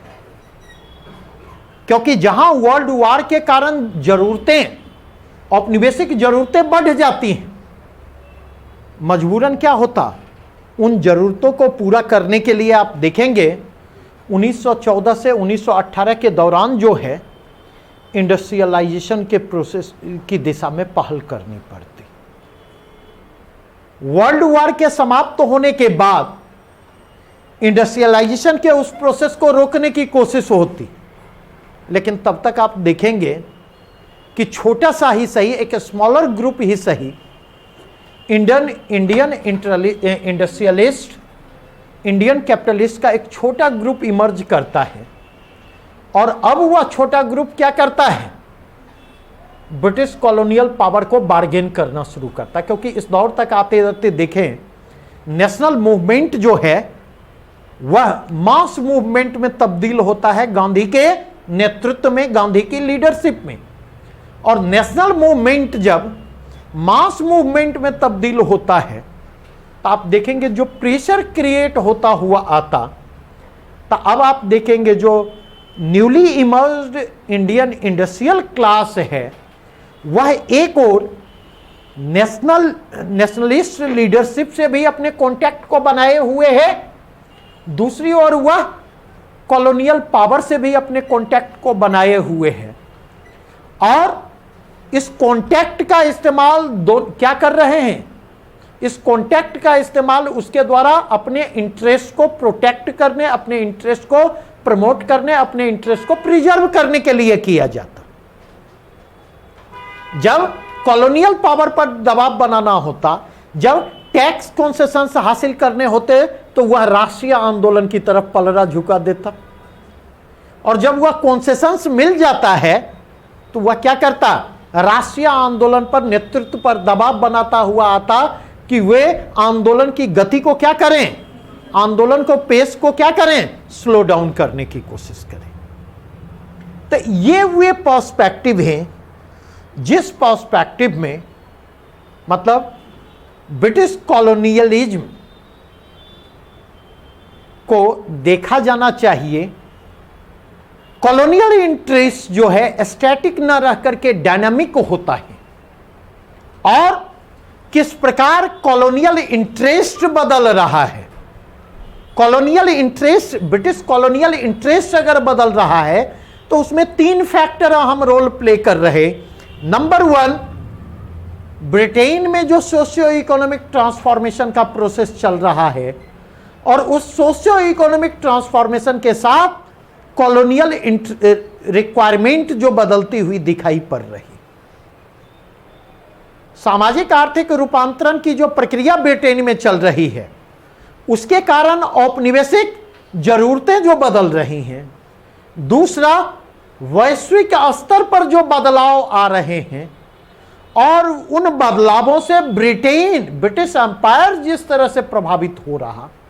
और तीसरा फैक्टर जो है, तीसरा फैक्टर कि भारत में कॉलोनियल प्रेजेंस, भारत में कॉलोनियल प्रेजेंस, और उस कॉलोनियल प्रेजेंस के अगेंस्ट जो रिएक्शन इमर्ज कर रहा है, उसके सामने जो चैलेंजेज इमर्ज कर रहे हैं, जो चुनौतियां उभर कर सामने आ रही हैं, ये 3 फैक्टर हैं जिस फैक्टर के कंटेक्स्ट में भारत को लेकर ब्रिटिश कॉलोनियल पॉलिसी में जो बदलाव आ रहे हैं, उन बदलावों की व्याख्या की जानी चाहिए। यहां पर जो चीजें महत्वपूर्ण हैं, इस बात को समझने की कोशिश करें कि जिस दौर में ब्रिटेन इंडस्ट्रियल रिवॉल्यूशन की तरफ बढ़ रहा है, उसी दौर में ब्रिटेन भारत में बंगाल और दक्षिण भारत और धीरे धीरे अन्य क्षेत्रों को अपने पॉलिटिकल कंट्रोल में ले रहा है। जहां इंडस्ट्रियलाइजेशन के जरिए ब्रिटिश सोसाइटी और इकोनॉमी में ग्रोथ और डेवलपमेंट के प्रोसेस को तेज करने की कोशिश हो रही है, वहीं दूसरी ओर कॉलोनियलाइजेशन के प्रोसेस के जरिए अगर आप देखें, आप क्या पाते? तो कॉलोनाइजेशन के प्रोसेस के जरिए आप यह पाएंगे कि भारतीय अर्थव्यवस्था के में जो एक्सप्लॉयटेशन था, उस एक्सप्लॉयटेशन के प्रोसेस को तेज करने की कोशिश की जा रही है, डिपेन करने की कोशिश की जा रही है, और अल्टीमेटली यह भारतीय कृषि के उपनिवेशीकरण का आधार तैयार करता, यह भारतीय उद्योग के उपनिवेशीकरण का आधार तैयार करता, यह भारतीय अर्थव्यवस्था के उपनिवेशीकरण का आधार तैयार करता, और Indian economy British industrial economy की सप्लीमेंट्री, सबऑर्डिनेटेड, सब्जुगेटेड इकोनॉमी में तब्दील हो जाती है, कॉलोनियल इकोनॉमी में तब्दील हो जाती है। इतनी बातें स्पष्ट हुई? यहां तक में कोई भी प्रश्न हो, किसी भी प्रकार का डाउट हो तो पूछिए।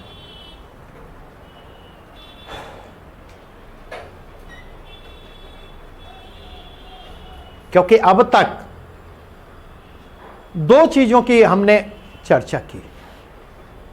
फर्स्ट फेज में मैंने चर्चा की ब्रिटिश सोसाइटी में जो सोशियो इकोनॉमिक ट्रांसफॉर्मेशन का प्रोसेस चल रहा है। सोशियो इकोनॉमिक ट्रांसफॉर्मेशन का प्रोसेस 17th सेंचुरी से 1947 तक। सेकेंड फेज में मैंने चर्चा की कि किस प्रकार भारतीय औपनिवेशिक हितों में बदलाव आते रहे, कॉलोनियल इंटरेस्ट में जो बदलाव आ रहे हैं उसके अनुरूप ब्रिटेन की इंडिया पॉलिसी में परिवर्तन आ रहे, और ब्रिटेन की इंडिया पॉलिसी में आने वाले परिवर्तन के आलोक में कॉलोनियलिज्म के इंडिया में 3 स्टेजेज की बात की जाती है। वे तीनों स्टेजेज कैसे अलग हैं, कैसे तीनों स्टेजेज में कॉलोनियलिज्म का फोकस बदल रहा, कॉलोनियल पॉलिसी के ओरिएंटेशन में बदलाव आ रहे, लेकिन फोकस और ओरिएंटेशन में बदलाव का यह मतलब नहीं निकालेंगे कि पहले चरण के जो फीचर हैं वो सेकेंड फेज में नहीं दिखेंगे और सेकेंड फेज के जो फीचर फर्स्ट सेकेंड फेज के जो फीचर हैं वो थर्ड फेज में नहीं दिखेंगे। फीचर कंटिन्यू करते, न्यू फीचर इमर्ज करते हुए आते। तो इससे एक ओवरऑल आइडिया हमने आपको देने की कोशिश की। यहां तक में किसी भी रूप में कोई भी प्रश्न हो पूछ सकते हैं।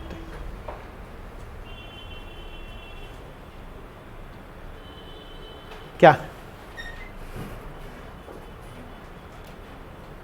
आगे बढ़ा जा सकता है? तब क्या? हाँ, भारत का विकास उनके विकास में बाधक बनाकर किनके विकास में? ब्रिटेन के साम्राज्य कहाँ हैं आप? कहाँ बैठे हुए हैं? ब्रिटेन में बैठे हुए हैं कि इंडिया में बैठे हुए हैं? क्या क्या क्या मतलब ये तो आप वही बात कर रहे हैं,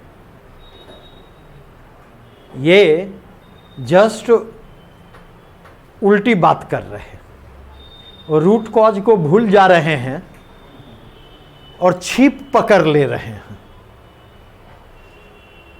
छिप पकड़, अरे सिंपल सी चीज है, कॉलोनियल इंटरेस्ट और इंडिया का जो नेशनल इंटरेस्ट है, ऑब्वियसली दोनों में कन्फ्लिक्ट की स्थिति होगी,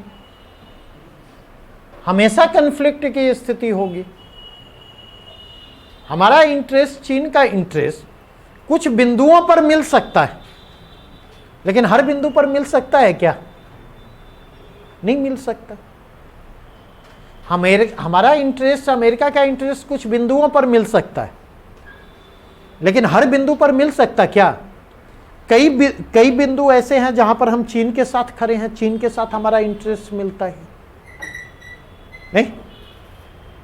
अब चीन के इंटरेस्ट का हमने ठेका थोड़े लिया, अमेरिका के इंटरेस्ट का ठेका थोड़े लिया।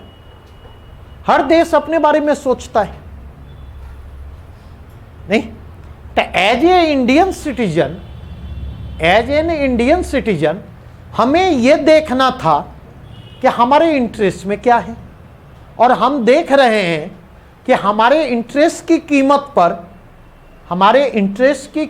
पर ब्रिटेन ग्रो कर रहा है, तो हमें तकलीफ होगी या नहीं होगी? नहीं। ड्रेन ऑफ वेल्थ जो हो रहा है ब्रिटिश नेशनल इनकम का 2% है,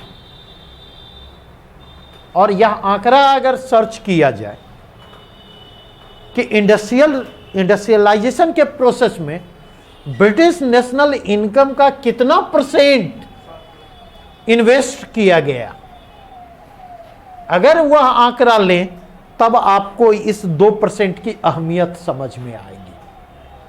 और अगर यह 2% नहीं ड्रेन करके वहां पहुंचा होता तो ब्रिटिश इकोनॉमी और ब्रिटिश एम्पायर का क्या पोजीशन होता? मेरी बातें समझ रहे हैं यानी? ठीक है। तो ये जो है कॉलोनियलिज्म का पैराडॉक्स है, ये कॉलोनियलिज्म का पैराडॉक्स है। उपनिवेशवाद का ही यहां अंतर्विरोध है कि औपनिवेशिक शोषण की प्रक्रिया को तेज करने के लिए, औपनिवेशिक शोषण की प्रक्रिया को एक्सपेंड करने के लिए, डिपेंड करने के लिए जिन टूल्स की जरूरत होती, वही टूल्स उपनिवेशों में मॉडर्नाइजेशन का आधार तैयार करते। आप बच नहीं सकते, आप बच नहीं सकते। मेरी बातें समझ में आई है? तो इसके लिए यह कहना कि भारत बाधक बना, ये मतलब मुझे तो अटपटा लगता है। क्लियर? ये वही हो गया कि किसान अंबानी अडानी के ग्रोथ में बाधक बन रहे हैं। और कुछ?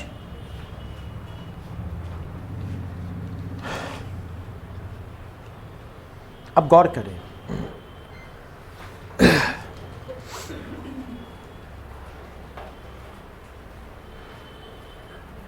थर्ड पार्ट में हम इंटर करें और वह हमारा क्या होगा? इंपैक्ट ऑफ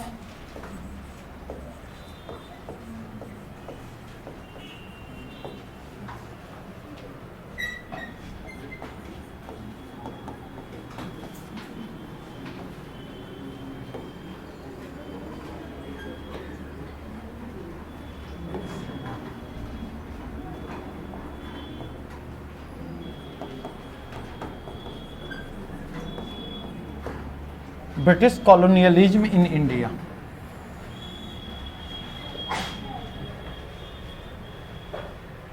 ब्रिटिश उपनिवेशवाद का भारत पर प्रभाव। और अगर इस प्रभाव की बात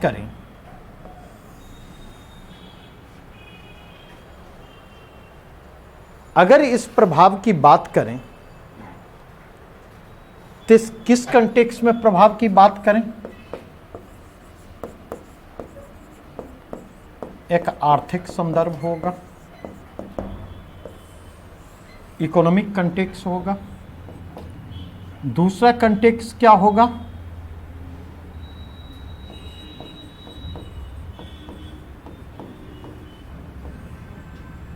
सामाजिक संदर्भ होगा।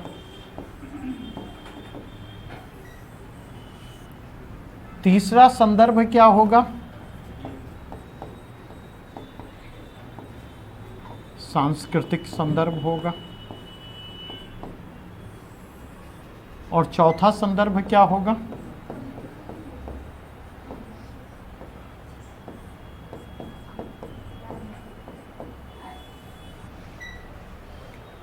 Economic context. इकोनॉमिक कंटेक्स्ट उसका होगा। दूसरा कंटेक्स्ट जो होगा वह सोशल कंटेक्स्ट होगा। तीसरा कंटेक्स्ट जो होगा वह क्या होगा?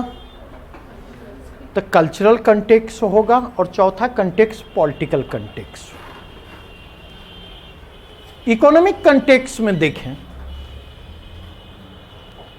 इकोनॉमिक कंटेक्स्ट में देखें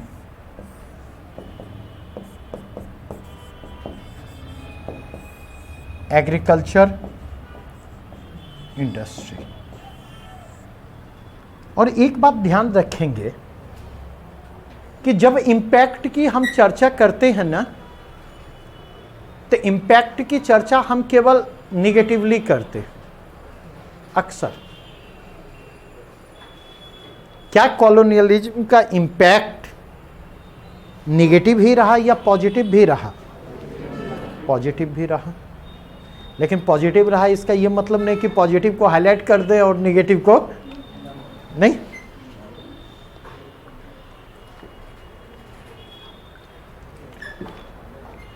अगर आप देखें सबसे पहले इकोनॉमिक इंपैक्ट हम देखें तो इकोनॉमिक इंपैक्ट के कंटेक्स्ट में देखेंगे तो इकोनॉमिक इंपैक्ट जो है पॉजिटिवली अगर बात की जाए तो क्या पॉजिटिवली कोई इंपैक्ट रहा क्या?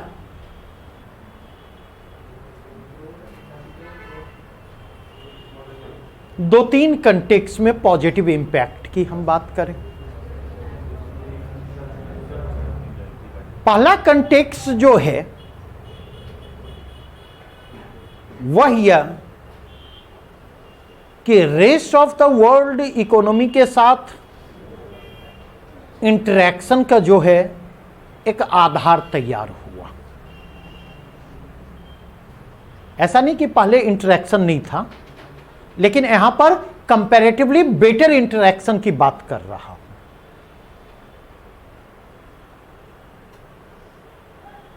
दूसरा कंटेक्स्ट जो है, दूसरा कंटेक्स्ट अगर आप देखें तो आप यह देखेंगे कि मॉडर्न इंडस्ट्री का इंट्रोडक्शन इसी फेज में होता। आधुनिक उद्योग धंधों के विकास की प्रक्रिया इसी दौर में शुरू होती है। यह दूसरा इंपैक्ट।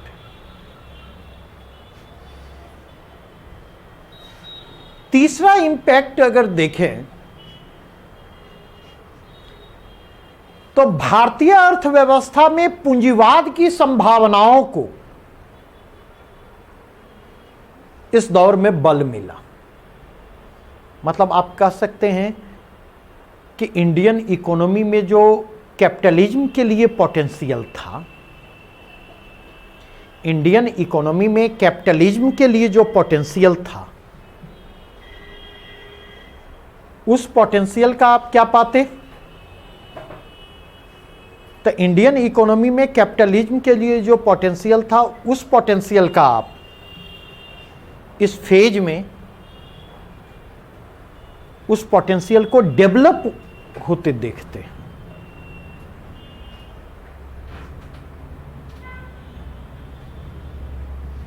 अब हम लौटें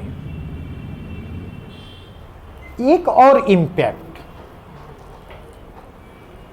कृषि का बाजार से जुड़ना।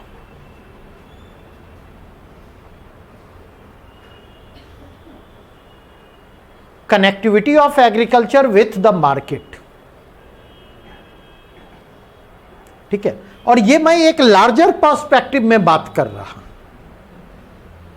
इमीडिएट पर्सपेक्टिव में देखेंगे इसके रिपरकशंस दिखाई पड़ेंगे, लेकिन एक लार्जर पर्सपेक्टिव में जो लीगेसी भारत को मिली है, तो लीगेसी पॉजिटिव भी मिली है और निगेटिव भी मिली है। अब अगर हम यहां पर लौटें इंडिया की एग्रीकल्चरल इकोनॉमी की तरफ, मैंने एक टर्म यूज किया, कॉलोनियलाइजेशन ऑफ इंडियन एग्रीकल्चर, भारतीय कृषि का उपनिवेशीकरण। ध्यान रखेंगे, यह मॉडर्नाइजेशन नहीं है, यह उपनिवेशीकरण है और यह निगेटिव फेनोमेनन है।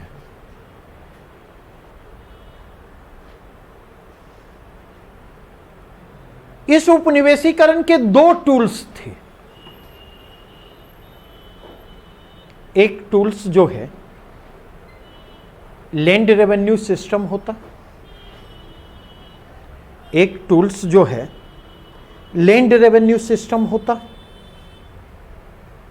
भू राजस्व व्यवस्था जिसमें परमानेंट सेटलमेंट, रैयतवारी, महलवारी आ जाएगी। और दूसरा टूल्स जो है COA है, कॉमर्शियलाइजेशन ऑफ एग्रीकल्चर है, कृषि का वाणिज्यीकरण है।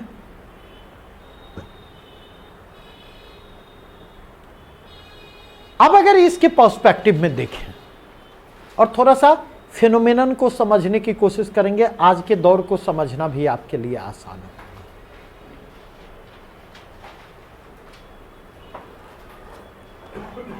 ब्रिटेन ने जो एग्रीकल्चरल रिफॉर्म इंट्रोड्यूस किए, चाहे वो कॉमर्शियलाइजेशन ऑफ एग्रीकल्चर के रूप में, चाहे वो agriculture reform land revenue system के रूप में इंट्रोड्यूस किए गए, अगर हम देखें तो उस एग्रीकल्चरल रिफॉर्म का प्राइम मोटिव क्या था, उन कृषि सुधारों का मुख्य उद्देश्य क्या था? तो उन कृषि सुधारों का मुख्य उद्देश्य था मैक्सिमाइजेशन ऑफ लैंड रेवेन्यू, भू राजस्व की अधिकाधिक वसूली को सुनिश्चित करना, भू राजस्व की अधिकाधिक वसूली को सुनिश्चित करना। अब अगर देखें लैंड रेवेन्यू का प्रेशर अगर लगातार बढ़ेगा तो उस स्थिति में क्या होगा? बचत की संभावना बढ़ेगी या घटेगी? बचत की संभावनाओं पर एडवर्स इंपैक्ट उसका होगा, बचत पर इसका प्रतिकूल प्रभाव होगा। और अगर बचत पर उसका एडवर्स इंपैक्ट होगा तो कृषि में निवेश की संभावनाएं बढ़ेंगी या घटेंगी? क्या होंगी?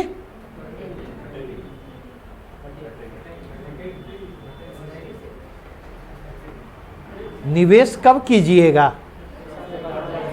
जब सेविंग होगी तब कीजिएगा या जब सेविंग खत्म हो जाएगा तब कीजिएगा? हाँ, सेविंग होगा तब कीजिएगा। और अगर मालगुजारी ज्यादा किसानों को देनी पड़ रही है तो उसका बचत पर क्या असर होगा? बढ़ेगा या घटेगा? घटेगा। और बचत अगर घटेगा तो कृषि में निवेश की संभावना बाधित होगी या तेज होगी? बाधित होगी। तो उस स्थिति में एग्रीकल्चरल सेक्टर का टेक्नोलॉजिकल अपग्रेडेशन और मॉडर्नाइजेशन की प्रक्रिया बाधित होगी। इसका प्रोडक्शन और प्रोडक्टिविटी पर क्या इंपैक्ट पड़ेगा? पॉजिटिव या निगेटिव? निगेटिव इंपैक्ट पड़ेगा। अब बातें समझ में आई? तो एग्रीकल्चर रिफॉर्म का उद्देश्य होना चाहिए प्रोडक्शन और प्रोडक्टिविटी में बढ़ाना, प्रोडक्शन और प्रोडक्टिविटी में वृद्धि, और इसके लिए भारतीय कृषि का आधुनिकीकरण और तकनीकी उन्नयन, और केवल आधुनिकीकरण तकनीकी उन्नयन के लिए अनुकूल परिवेश का निर्माण, बचत की संभावनाओं को प्रोत्साहित करके। लेकिन हो क्या रहा है? उल्टा हो रहा है। अब बातें स्पष्ट हुई? दूसरा कंटेक्स्ट देखें, कॉलोनियलाइजेशन, कॉमर्शियलाइजेशन ऑफ एग्रीकल्चर। अब यहां पर ध्यान रखें, फिर आपको बाहर निकलता हूं इतिहास से। फार्मर्स सुसाइड का जो लास्ट 3 डिकेड के दौरान ट्रेंड उभर कर सामने आया है, तो कहां के किसानों के द्वारा सुसाइड किया जा रहा है? बिहार और यूपी के किसानों के द्वारा?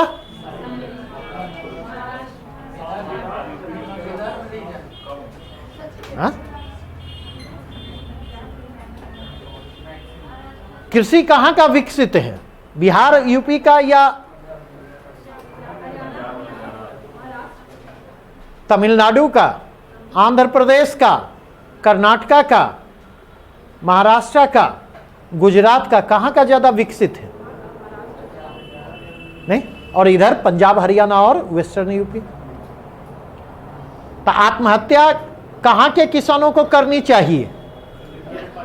जहां के किसान विकसित हैं वहां के किसानों को आत्महत्या करनी चाहिए, या जहां के किसान कमजोर हैं वहां के किसानों को? लेकिन आत्महत्या कर कहां के किसान रहे हैं? जहां के विकसित हैं। क्यों?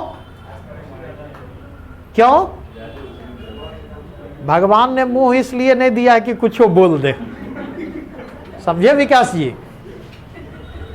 मुंह के साथ साथ भगवान ने दिमाग भी दिया है, और मुंह के ऊपर ना दिमाग है, मुंह के ऊपर दिमाग है जो कुछ मैसेज देता है। मैसेज ये देता है, पहले यहां से सोचो तब यहां से निकालो।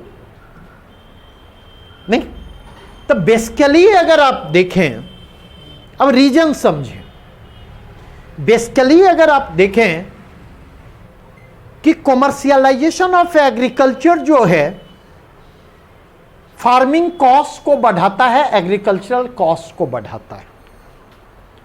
इसके कारण खेती की लागत क्या होती? बढ़ जाती है। नहीं, खेती की लागत बढ़ रही है, मालगुजारी का दबाव बढ़ रहा है। नहीं तो उसके लिए किसकी जरूरत होगी? उसके लिए पैसे की जरूरत होगी। और पैसा कहां मिलेगा? पैसा कहां मिलेगा? तो जिसके पास है उसके पास जाना होगा नहीं। तो एक तो किसानों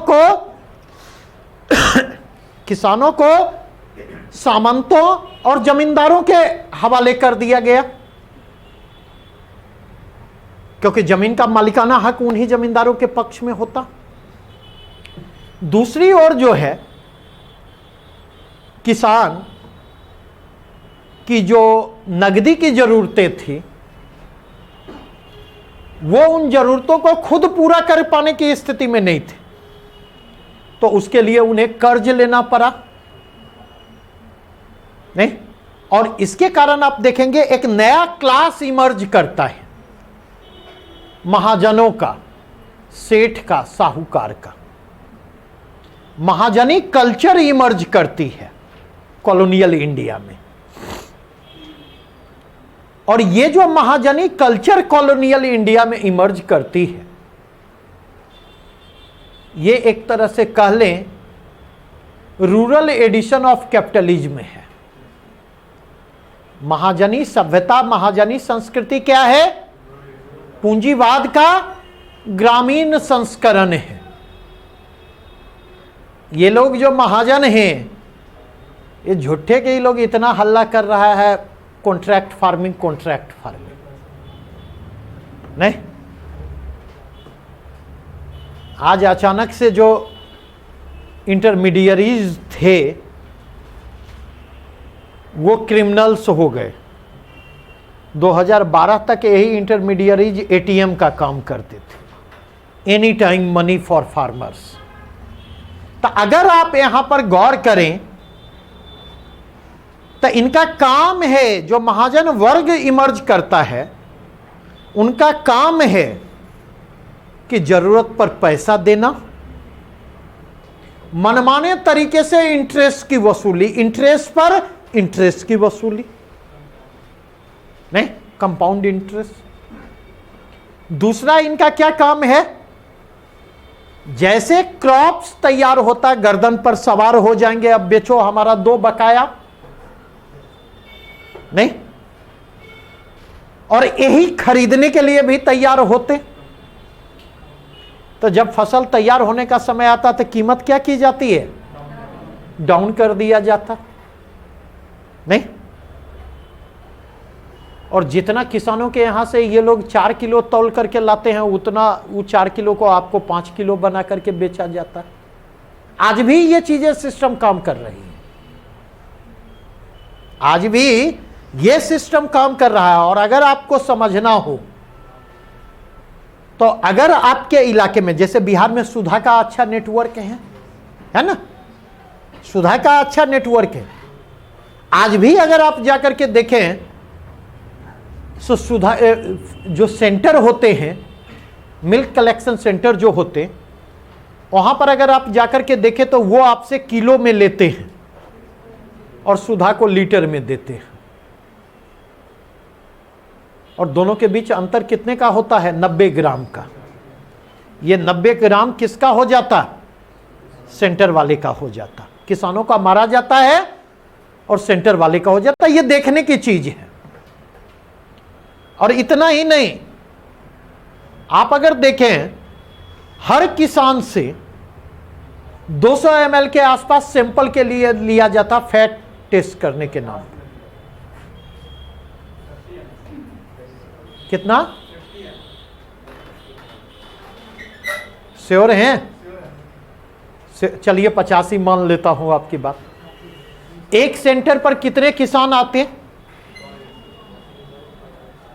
जिस कलेक्शन सेंटर का जो ओनर है, जिसके पास एक भी गाय भैंस नहीं है, वो 40 से 50 लीटर दूध ही ये बेचता है, सैंपल कलेक्शन वाला। घाटा किसको हुआ? ये मैकेनिज्म काम करता है। तो यही काम महाजनों के द्वारा, एक तो higher interest rate, compound interest plus pricing को ड्रॉप करके क्या किया जाता है? क्रॉप्स की खरीद की जाती और माप तौल में। परिणाम यह होता कि पूरी की पूरी भारतीय कृषि जो है वह सामंतों, महाजनों और बाजार की गिरफ्त में फंसती चली जाती। और आप देखें, ये जो महाजन हैं, इन महाजनों को सपोर्ट किया जा रहा है किसके द्वारा? कॉलोनियल एडमिनिस्ट्रेशन के द्वारा। वो प्रोटेक्ट कर रहे हैं इन महाजनों को। क्यों? क्योंकि जो रॉ मटेरियल हैं, जो एग्रीकल्चरल रॉ मटेरियल हैं, उनको चैनलाइज करने में, फूड ग्रेन को चैनलाइज करने में, कैश क्रॉप को कॉलोनियल पावर के जो एजेंट हैं वहां तक चैनलाइज करने में इनकी भूमिका क्या होती है? महाजनों की भूमिका महत्वपूर्ण और निर्णायक होती है। एट द सेम टाइम, बिना इनके हेल्प के, क्योंकि आपने देखा कि लैंड रेवेन्यू का कैश फॉर्म में कलेक्शन पर इनका फोकस होता और बिना इनके हेल्प के लैंड रेवेन्यू का कैश कलेक्शन संभव नहीं हो पाता। इसका परिणाम क्या होता है? इसका परिणाम यह होता कि पूरा का पूरा जो है इंडियन एग्रीकल्चर जो है उस पर आप देखेंगे सामंतों, जमींदारों, महाजनों का कब्जा होता चला जाता है। धनिक किसानों का एक समूह है जिसका कंट्रोल होता चला जाता, और यही वह फेज है जिस फेज में आप देखेंगे एब्सेंटी लैंडलॉर्डिज्म इमर्ज करता है।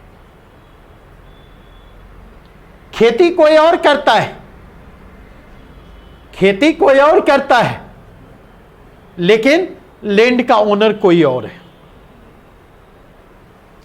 पता चला लैंड का ओनर शहर में रहता है, खेत गांव में, वसूली के समय में पहुंच जाता है। अपार्ट फ्रॉम दैट देखें, यह वह दौर है जिस दौर में आप क्या पाते? यह वह दौर है जिस दौर में आप देखेंगे एग्रेरियन रिलेशन का एक नया स्ट्रक्चर तैयार होता है। और एग्रेरियन रिलेशन का, कृषि संबंधों का जो नया ढांचा तैयार होता है, वह नया ढांचा अपनी प्रकृति में क्या है? कॉलोनियल इन नेचर है, औपनिवेशिक प्रकृति उसकी है। क्योंकि उसके शीर्ष पर लैंड ओनर हैं, उसके शीर्ष पर इंटरमीडियरीज है, उसके शीर्ष पर आप महाजन हैं, उसके शीर्ष पर सामंत हैं, उसके शीर्ष पर जमींदार हैं।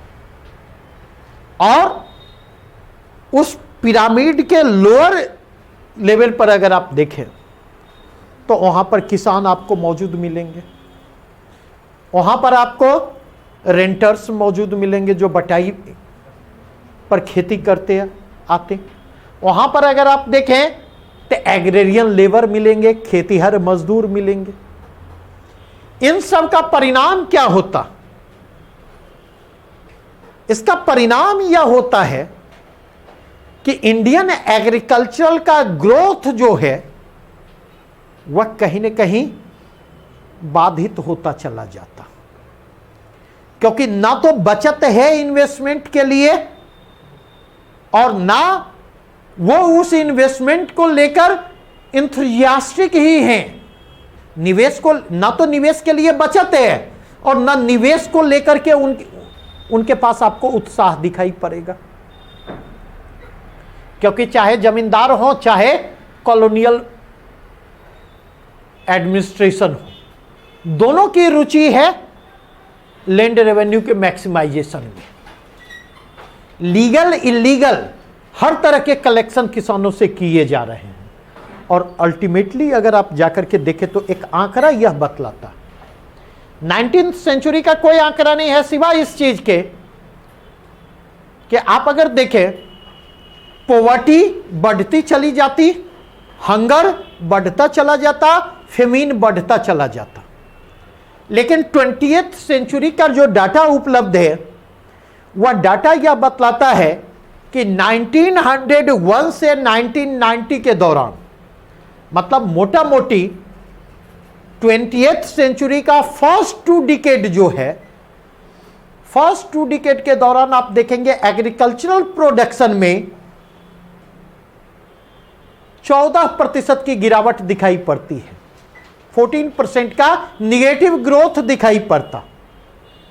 और अगर फूड ग्रेन के पर कैपिटा प्रोडक्शन को देखें तो फूड ग्रेन के पर कैपिटा प्रोडक्शन में 24% की गिरावट दिखाई पड़ती।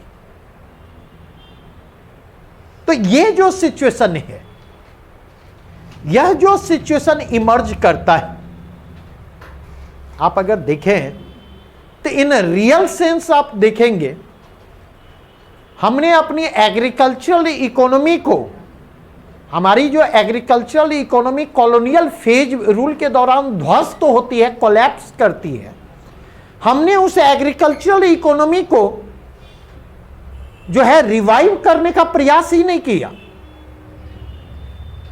फर्स्ट 5 ईयर प्लान में हमने फोकस किया, फूड सफिशिएंसी हमने हासिल की, खाद्यान्न मामलों में आत्मनिर्भरता हमने हासिल की, और हमने यह मान लिया कि इस पोजीशन को कंसोलिडेट, यह फूड सफिशिएंसी अब हमेशा बना रहेगा। हमने अपना फोकस वहां से इंडस्ट्री की तरफ शिफ्ट कर लिया, जिसके कारण कंसोलिडेशन का काम नहीं हुआ।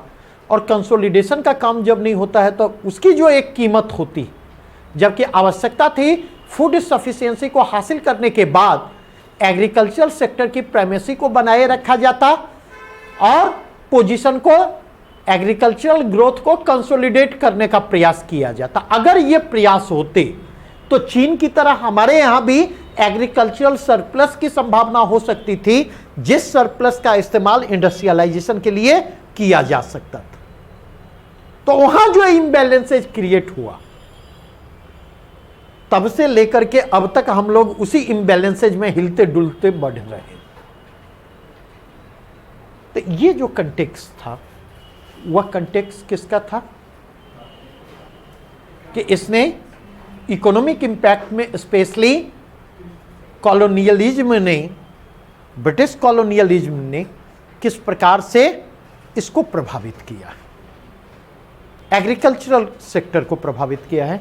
कल मैं इंडस्ट्री की चर्चा करने के साथ सोशियो कल्चरल कंटेक्स्ट में की ओर लौटूंगा, और सोशियो कल्चरल कंटेक्स्ट की ओर लौटते हुए तब कल मैं सोशियो रिलीजियस रिफॉर्म मूवमेंट को एक ब्रॉडर पर्सपेक्टिव में रख करके देखूंगा। क्लियर? यहां तक में कोई प्रश्न? यहां तक में कोई प्रश्न नहीं?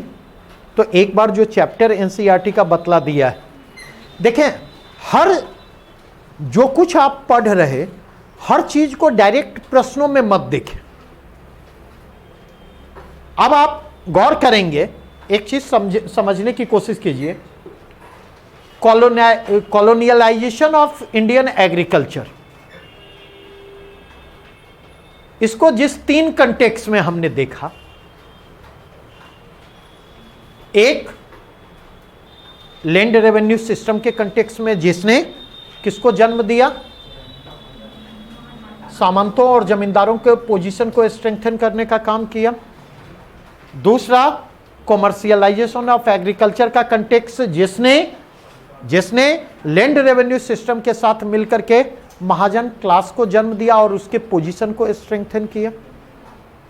नहीं, तीसरा कंटेक्स्ट अगर आप देखें, तीसरा कंटेक्स्ट आप देखें तो तीसरा कंटेक्स्ट इसमें हमने क्या चर्चा की, हमने यह चर्चा की कि किस प्रकार से कंपेल किया गया भारतीय किसानों को ब्रिटिश औद्योगिक अर्थव्यवस्था की जरूरतों के अनुरूप उत्पादन करने के लिए।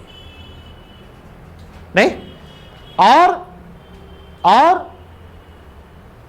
उस कीमत पर उसे बेचने के लिए जो कीमत औपनिवेशिक प्रशासन निर्धारित कर रहा है। अब जरा सा जहां भी पढ़ना हो, आप ट्राइबल मूवमेंट पढ़ें, 2 ट्राइबल मूवमेंट आपको पढ़ने हैं, संथाल और मुंडा। आप देखें तो सामंतों, जमींदारों, महाजनों का शोषण वो प्राइम रीजन वहां बन करके आता है या नहीं? नहीं, जो ट्राइबल प्रैक्टिसेस थे, ट्राइबल एग्रीकल्चरल प्रैक्टिसेस थे, उनमें कॉलोनियल इंटरफेरेंस उनके रिसेंटमेंट को बढ़ाता है या नहीं? नहीं, तो अगर यह अंडरस्टैंडिंग हमारे पास है तो क्या आपको नहीं लगता उस प्रश्न को एक ब्रॉडर पर्सपेक्टिव में हम बेटर तरीके से डील कर सकते? मेरी बातें समझ? तो कल मैं यहां से कंटिन्यू करूंगा। Thank you.